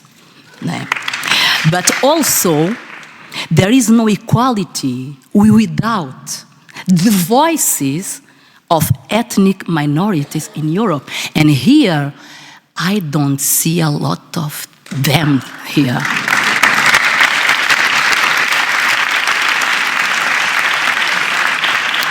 So I don't know if my Europe is yours or is yours.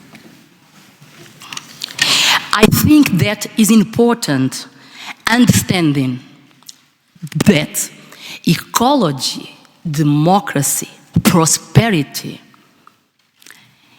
it's not a white thing, it's a woman thing. And also, it's important, and I'm a stutter. There, it's very important to understand that equality, it's not enough. We need social justice in Europe. Thank you.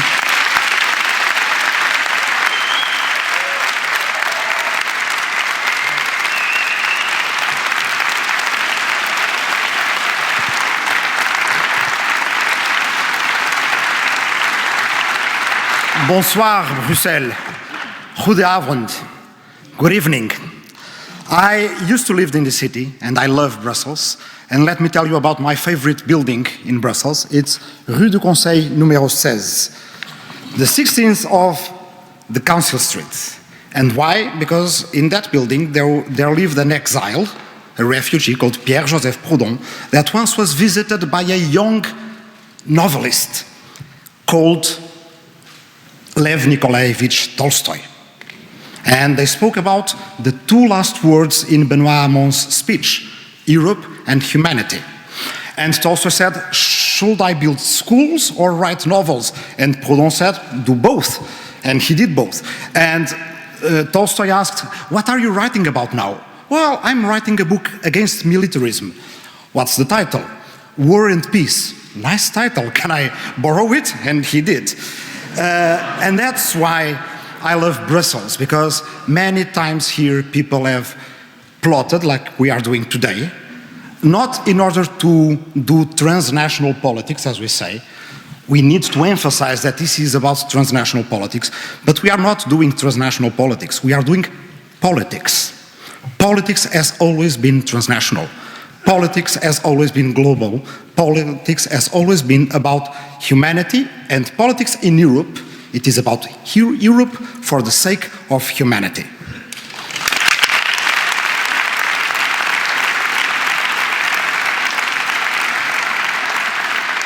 So don't let them tell you that if you are a citizen of the world, you are a citizen of nowhere, as Theresa May once said.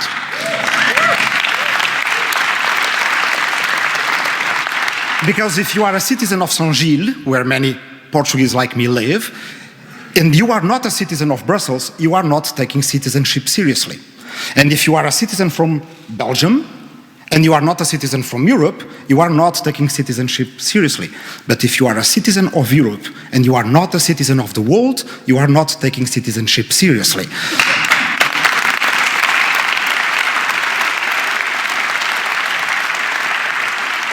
So I suggest that we, instead of us talking about citizens of the world, that we just use the word citizens. Citizens. When Aristotle said that the human being is the political animal, he did not say the Athenian is a political animal, although he is, or the Greek is a political animal. He said the human is a political animal. We are all political animals. We are all capable of reinventing our past and building democracy for the future. That is the lesson of democracy. When you built democracy in Athens, there was no democracy at the city level before. People will say, oh, I have my tribe. I am loyal to my tribe. Well, you can build democracy in a city. Centuries afterwards, people said that it was not possible to build democracy in countries. In my country, until '74, I was already born. The Portuguese are not ready for democracy. Turns out they were. And now people say that the Europeans are not ready for democracy. Turns out that we are. We are going to accomplish something together. The third deal of modernity. The first deal was the deal of absolutism, a deal between the subject, the king, and God, and when something went wrong, you had to obey, and that was the deal. And in the end of the 18th century, people discovered that that deal was not good enough. They invented the New Deal after many wars, massacres, fights, strikes, and combats. And let me tell you a story about someone from the New Deal of the 20th century. I grew up in a poor neighborhood in Lisbon. We used to play football in the street, and there was an old lady that lived in a house that had in a basement, only with a very small window where our football would knock her window time to time. She hated us, and we thought that she was very annoying. One day she finds me in the street. She asked me, "Do you speak English?" "Yes, I do. I need you to come to my house." She had been an immigrant in the United States.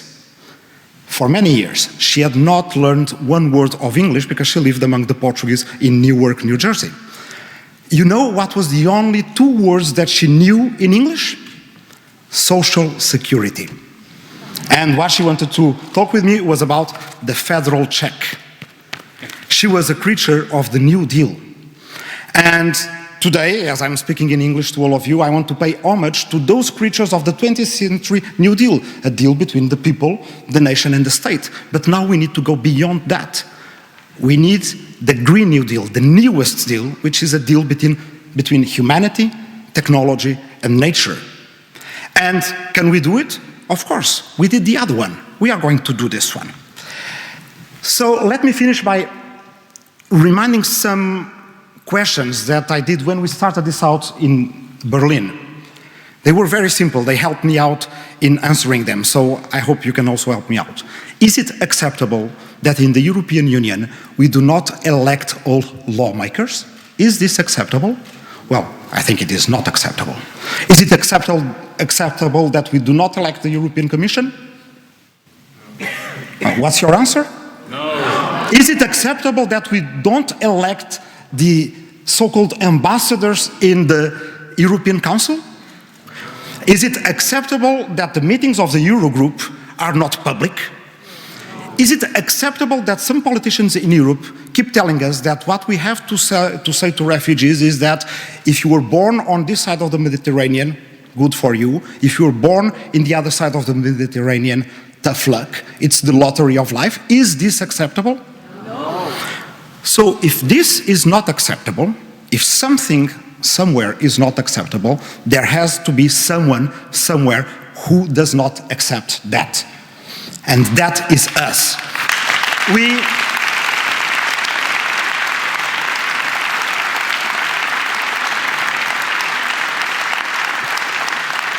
We are the ones who do not accept this, and we are the ones who are going to transform this. And let me tell you, we are going to do it in 2 months. And how? That conversation from the past that Yanis was talking about a few minutes ago was in the middle of the Eurozone crisis. But after a few minutes, we found ourselves talking about Ulysses. That was our conversation. And I love, being from Portugal, I'm going to teach you a Greek word, I hope I pronounce it correctly. The first adjective in the Odyssey, talking about Ulysses, it's polytropon. It means that of many ways. It means that when people tell you today there is no alternative, well, answer with Ulysses. He's our first hero from the first poem of this part of humanity. And he was polytropon, that of many ways.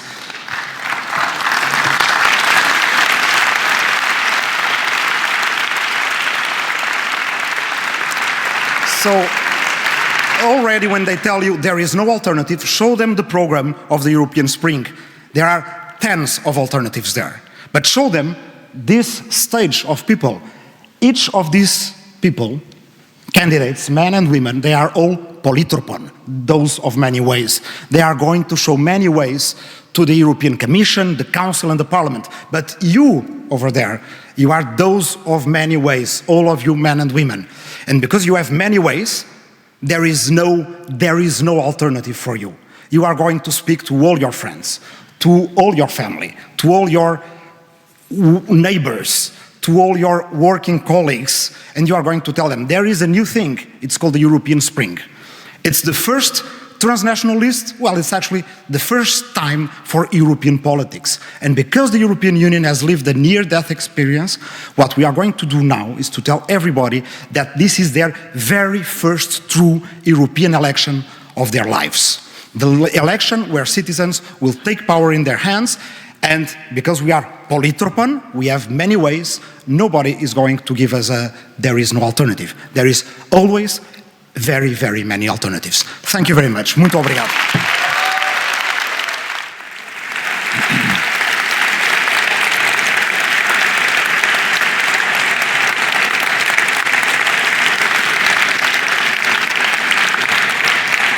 We got our Homer, and it didn't have to come from Greek lips. It came from Portuguese lips. This is the European Spring for you.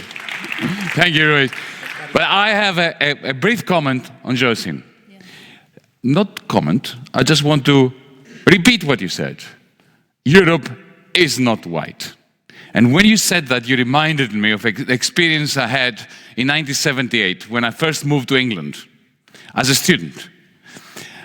And I remember being active in politics. I was approached by two comrades from Jamaica who were members of the Afro-Caribbean Society and the Communist Party of Great Britain simultaneously. And they asked me to represent the Black Students' Alliance in meetings, to be the spokesperson of the Black Students' Alliance. And I said to them, they said, "Comrade, black is a state of mind. And you Greeks are the blacks of Europe."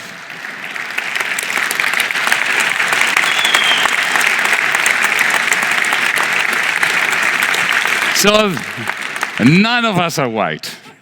We are all Africans.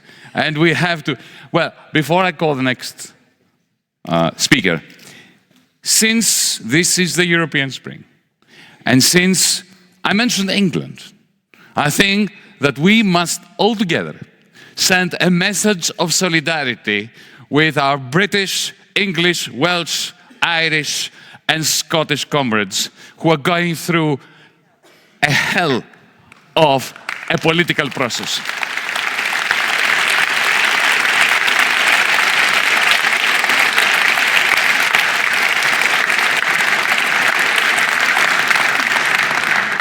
It is essential that as DiEM25, as European Spring, we must never forget that Britain will always be part of Europe, whatever happens with this dog's Brexit of a process.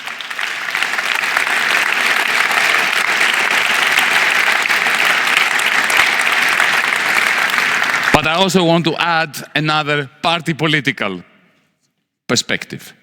I think I speak on behalf of everyone in here when we say that what we want to see in Britain today is a coming together of progressives independently of whether they supported Remain or Leave. We want progressives in Britain to stand tall against austerity, to stand tall against deindustrialization, to stand tall against a process that started with Margaret Thatcher of depleting the natural resources, of destroying the environment and creating a society of the haves and have-nots, much more so than before 1979. And for that, we must all stand by Jeremy Corbyn and his leadership of the Labour Party.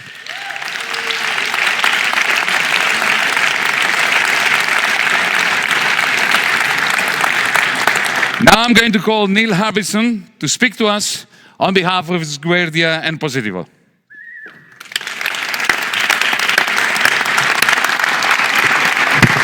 Well, our great-grandparents probably were the first ones to see technology arriving in cities through maybe subways and trains and machinery. Our grandparents saw the arrival of technology at homes. They saw televisions coming in the house, fridges, washing machines. Our parents' generations were the first ones to see wearable technology arriving into their lives. They're starting wearing like wearable digital watches or Walkmans, mobile phones. But what we are now facing is the arrival of the generation that are seeing the arrival of technology becoming a part of our own body, a part of our own senses. We are biologically starting to merge with technology, and the line and the division between technology and citizen is becoming blurry. I'm sure that most of you already feel psychologically united to technology, and you are probably already talking about technology in first person. If we compare language, 20 years ago, most people used to say, my mobile phone is running out of battery. But now if you listen to people, most people say, I'm running out of battery, as if oneself was running out of battery. So the inclusion of technology as part of our own identity is already happening. What is already happening as well is people who are voluntarily merging biologically with technology. I'm one of these cases.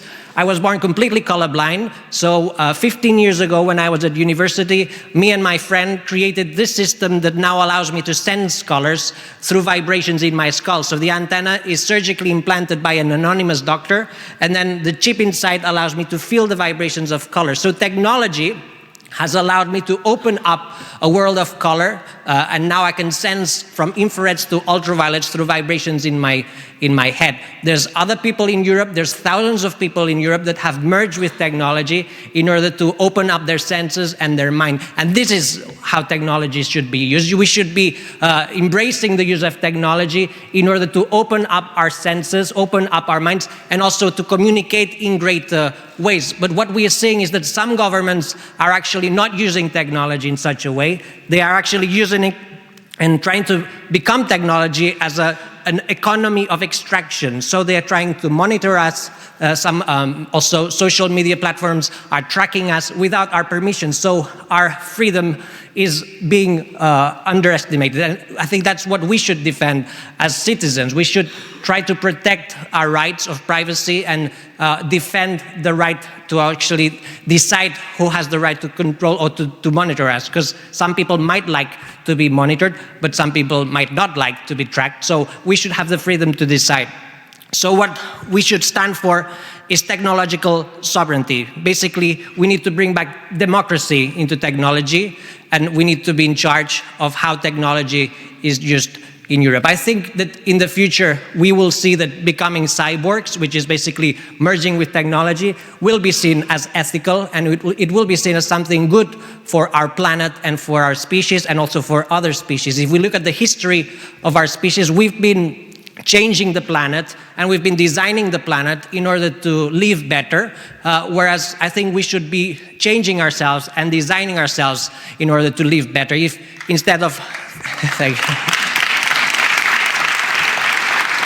if instead of creating a light bulb, we create night vision, all these lights would be off. So when we go at home, we wouldn't be switching on the lights, we would have night vision. So whenever we have night vision, cities would be dark, Europe will be dark, but we'll be able to see each other and we'll be able to see the stars again. So this will allow us to actually live at dark and not use electricity. Also, if we can control our own temperature instead of using heaters in the winter and instead of using air conditionings in the summer, if we can control our own temperature, we won't need to change the temperature of the planet. So the more we try to focus technology in the benefit of our environment and also of our own species, I think the better it will be for all of us. Thank you.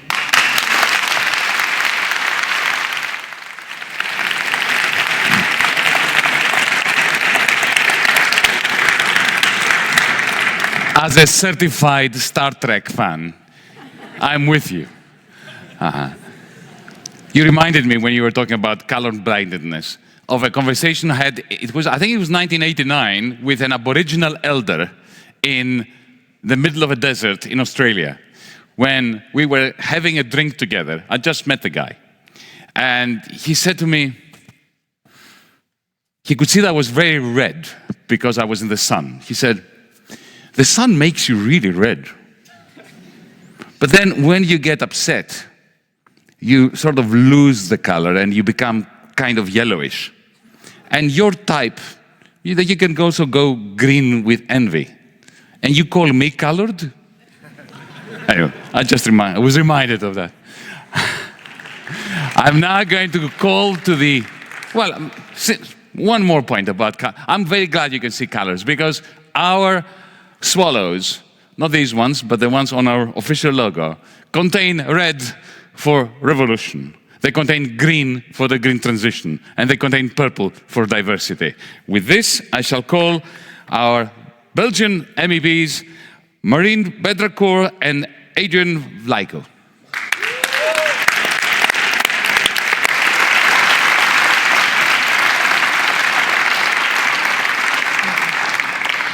I believe I may be the youngest speaker tonight. Should I be less relevant? I do not believe so. On the contrary, youth representation in politics is essential. If we want to represent properly all the European citizens and actually make a change to the usual old white male politics. Indeed, my generation is not only the future of Europe, but its present. The European Union may not be perfect, definitely not, but as the Erasmus generation, I mean the European generation as well, this is the only Europe that we know. So now let's democratize Europe, within the institution of course, but definitely by investing more on youth and education. How do you improve critical thinking, media literacy, civic education, and gender equality, if not by investing in an accessible to all, free and quality education? Also,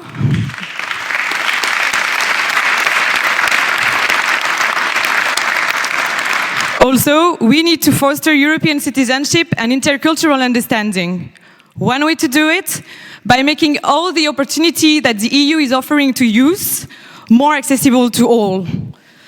In higher education, in vocational education and training, and for youth with fewer opportunities. The European Union cannot remain a project for the privileged few. Us, European Spring, stand for real youth empowerment. We will fight for a universal Erasmus that guarantees access to the program for every European youth.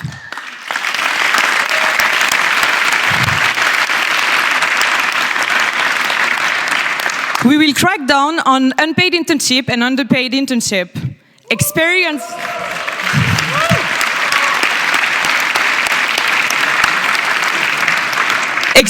gain in unpaid internship does not pay the bill. We will go beyond the youth dialogue and make sure the voice of youth is heard everywhere. My generation is not the future of Europe, but its present. And this is why, as a young French citizen living in Belgium, I'm running as candidate of Génération in Belgium European Spring.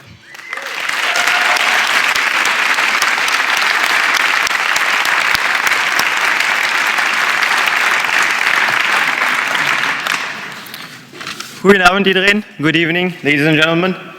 So I prepared a detailed speech about the inane establishment, transparency, democracy, you know, all the good stuff. But all the previous amazing speakers have already addressed all of this, so I will keep it short and simple. I actually didn't want to be here tonight. I've been standing in front of a big crowd speaking. I'd much rather be on a remote, desolate island writing absurdist short stories that nobody likes to read. But as a Romanian writer, Mircea Cartarescu, has recently said, there is no such thing anymore as a remote, desolate island. What's happening in Europe, what's going on all over the world, concerns all of us, and even writers like myself, and artists of a different breed. The thing is, art is supposed to be our common language, a shared heritage connecting all of us. But for quite some time now, arts education is seen as a luxury instead of a right, instead of an opportunity that should bind all of us together. Indeed, the production of art is increasingly reserved for the wealthy, while gentrification is pushing artists away from neighborhoods and cities. Instead of a culture of expression, more and more artists are now dealing with a culture of exploitation. And yeah, it's easy to succumb to apathy, to pessimism. I've been there myself. But the reason that I've ventured out of my dark chamber tonight, and I'm standing here in front of you, is because now we have a program to believe in again. We have a European New Deal that stands for arts and culture for everyone, that wants to end artists' exploitation. In other words, hope is back. Thank you very much.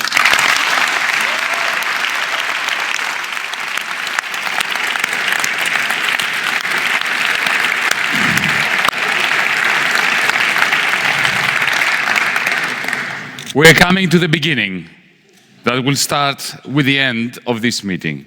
Because remember, you have to go out there and do things. But before we close for the night, I would like to call on the stage Srečko Horvat for one specific reason.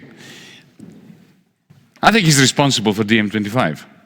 Because back in 2015, after I resigned from Parliament and I was very depressed because of the surrender, the two of us got together at the Volksbühne Theater in front of a big audience, and we realized that the people who had come there were very keen, a German audience, to discuss what the surrender and the crashing of Greek democracy meant for them. And I remember we left the Volksbühne, the two of us, a bit tired, and went over to a cafeteria, it was, right? Just opposite the Volksbühne Theater, and we sat down, and he popped the question. No, he did not propose, but he said, what do you want to do next with your life? And I said, look, the idea of setting up a Greek national party and promising people that we're going to do that which we failed to do last time round can't motivate me. I mean, I can't get up from bed to do that. And he said, so what? But I would there is one thing that I would like to dedicate my energies to, and this is a pan-European democratic movement. I just said it. And he said, we should do it. I said, yeah, all right. Pigs may fly as well, right? Next morning he calls me and says, remember that theater we were at yesterday? I booked it, 9th of February. We're beginning. I thought, what? But in the end, you know, large changes begin with two idiots in a cafeteria. So this is idiot number 1, I'm idiot number 2.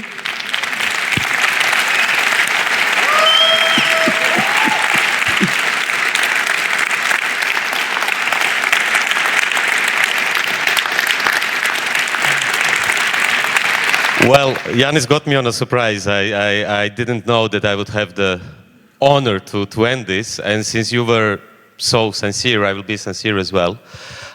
We met for the first time in 2013, when Yanis was still a rather unknown economist, writing a rather known blog, I would say, among economic circles, and we met in Zagreb at the so-called Subversive Festival with many other people. Alexis Tsipras was there, Slavoj Žižek was there, Oliver Stone was there, Aleida Guevara, the daughter of Che Guevara, was there, and so on. And look at us now. It's a fast forward. It's only a few years after that, after 2013. It's less years after the Ohi referendum in Greece. And if you look around us, I would say it's a pretty interesting and funny company we have here, which no one would have imagined in 2013. Of course, no one would also imagine that this bunch of people here might end up in the European Parliament. Most of us, except some professional politician here, don't want to end up in the European Parliament, and I would say this is precisely the reason to vote for us. I never said this publicly. I feel embarrassed to say, give us your money or vote for us, because that's not my profession. But we only have 2 months so that the idea which was born in a small cafeteria opposite to the Rosa Luxemburg Platz can become not only a dream, but reality. So please, when you get out of this room, first have a drink, of course, celebrate, but during the next days and the next 2 months, please help us to make this happen. Thanks a lot. You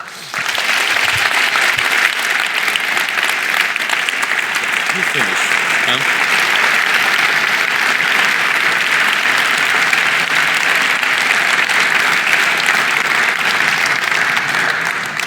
We have said enough. It's time to do stuff. First a video, and then let's all celebrate together. Finally a video. Yes, the video.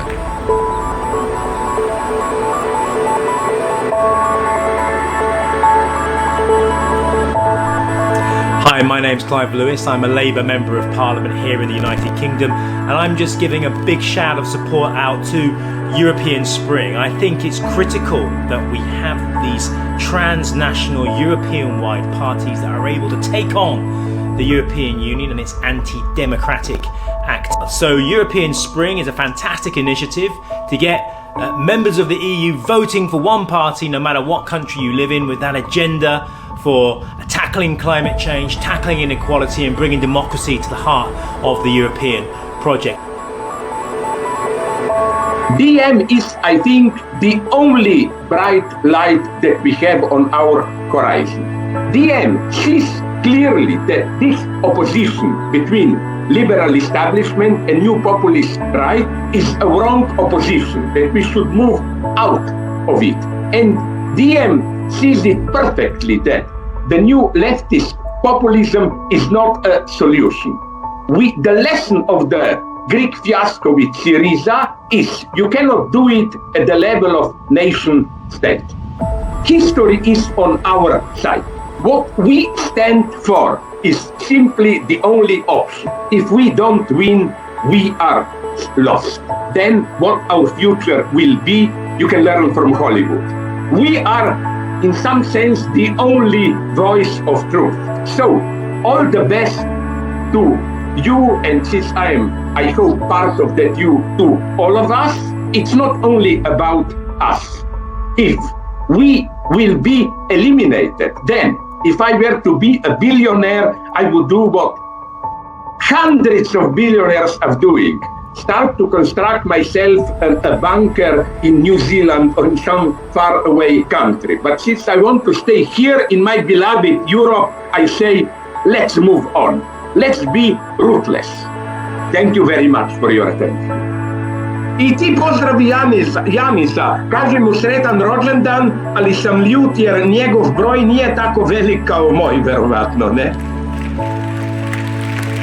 We must be guided by the principles of justice, of freedom, of solidarity, and of equality. Yes, all the human beings are absolutely equal.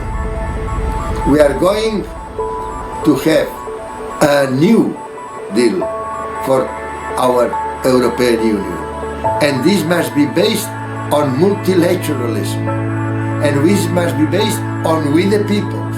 We must be all together. And we must put into practice immediately. Immediately. I proudly salute the launch of DiEM25's manifesto, the European Spring. We Europeans face major challenges: global terrorism, the rise of fascism across Europe, climate breakdown, and of course, sustained economic failure. For too long, the social democratic left in Europe has colluded with a system of financial globalization that has hurt the many, enriched the few, and harmed the planet.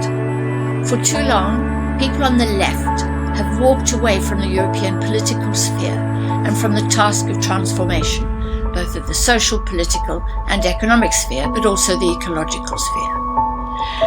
The far right have been only too happy to step into this vacant place and to lure voters away with their own warped and harmful ideology. That is why the launch of this manifesto, led by DiEM25 and Yanis Varoufakis, is so very welcome. We know that society is capable of transformational change. Because we've done it before, we can do it again. I welcome the first step that is being taken today in the transformation of Europe. Thank you.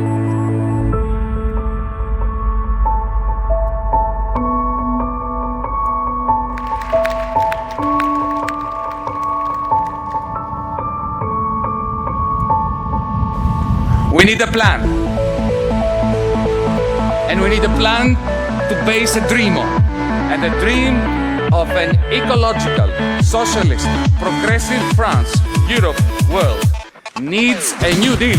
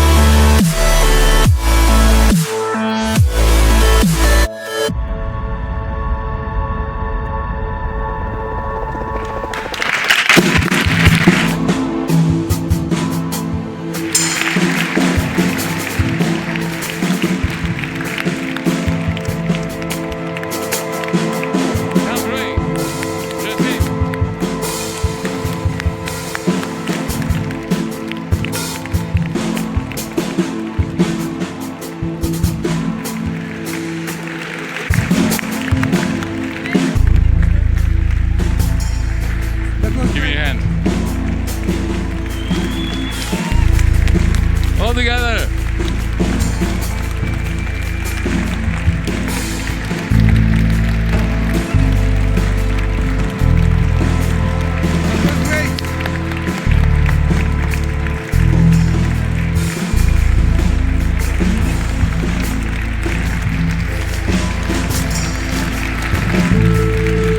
Καλό, εντάξει.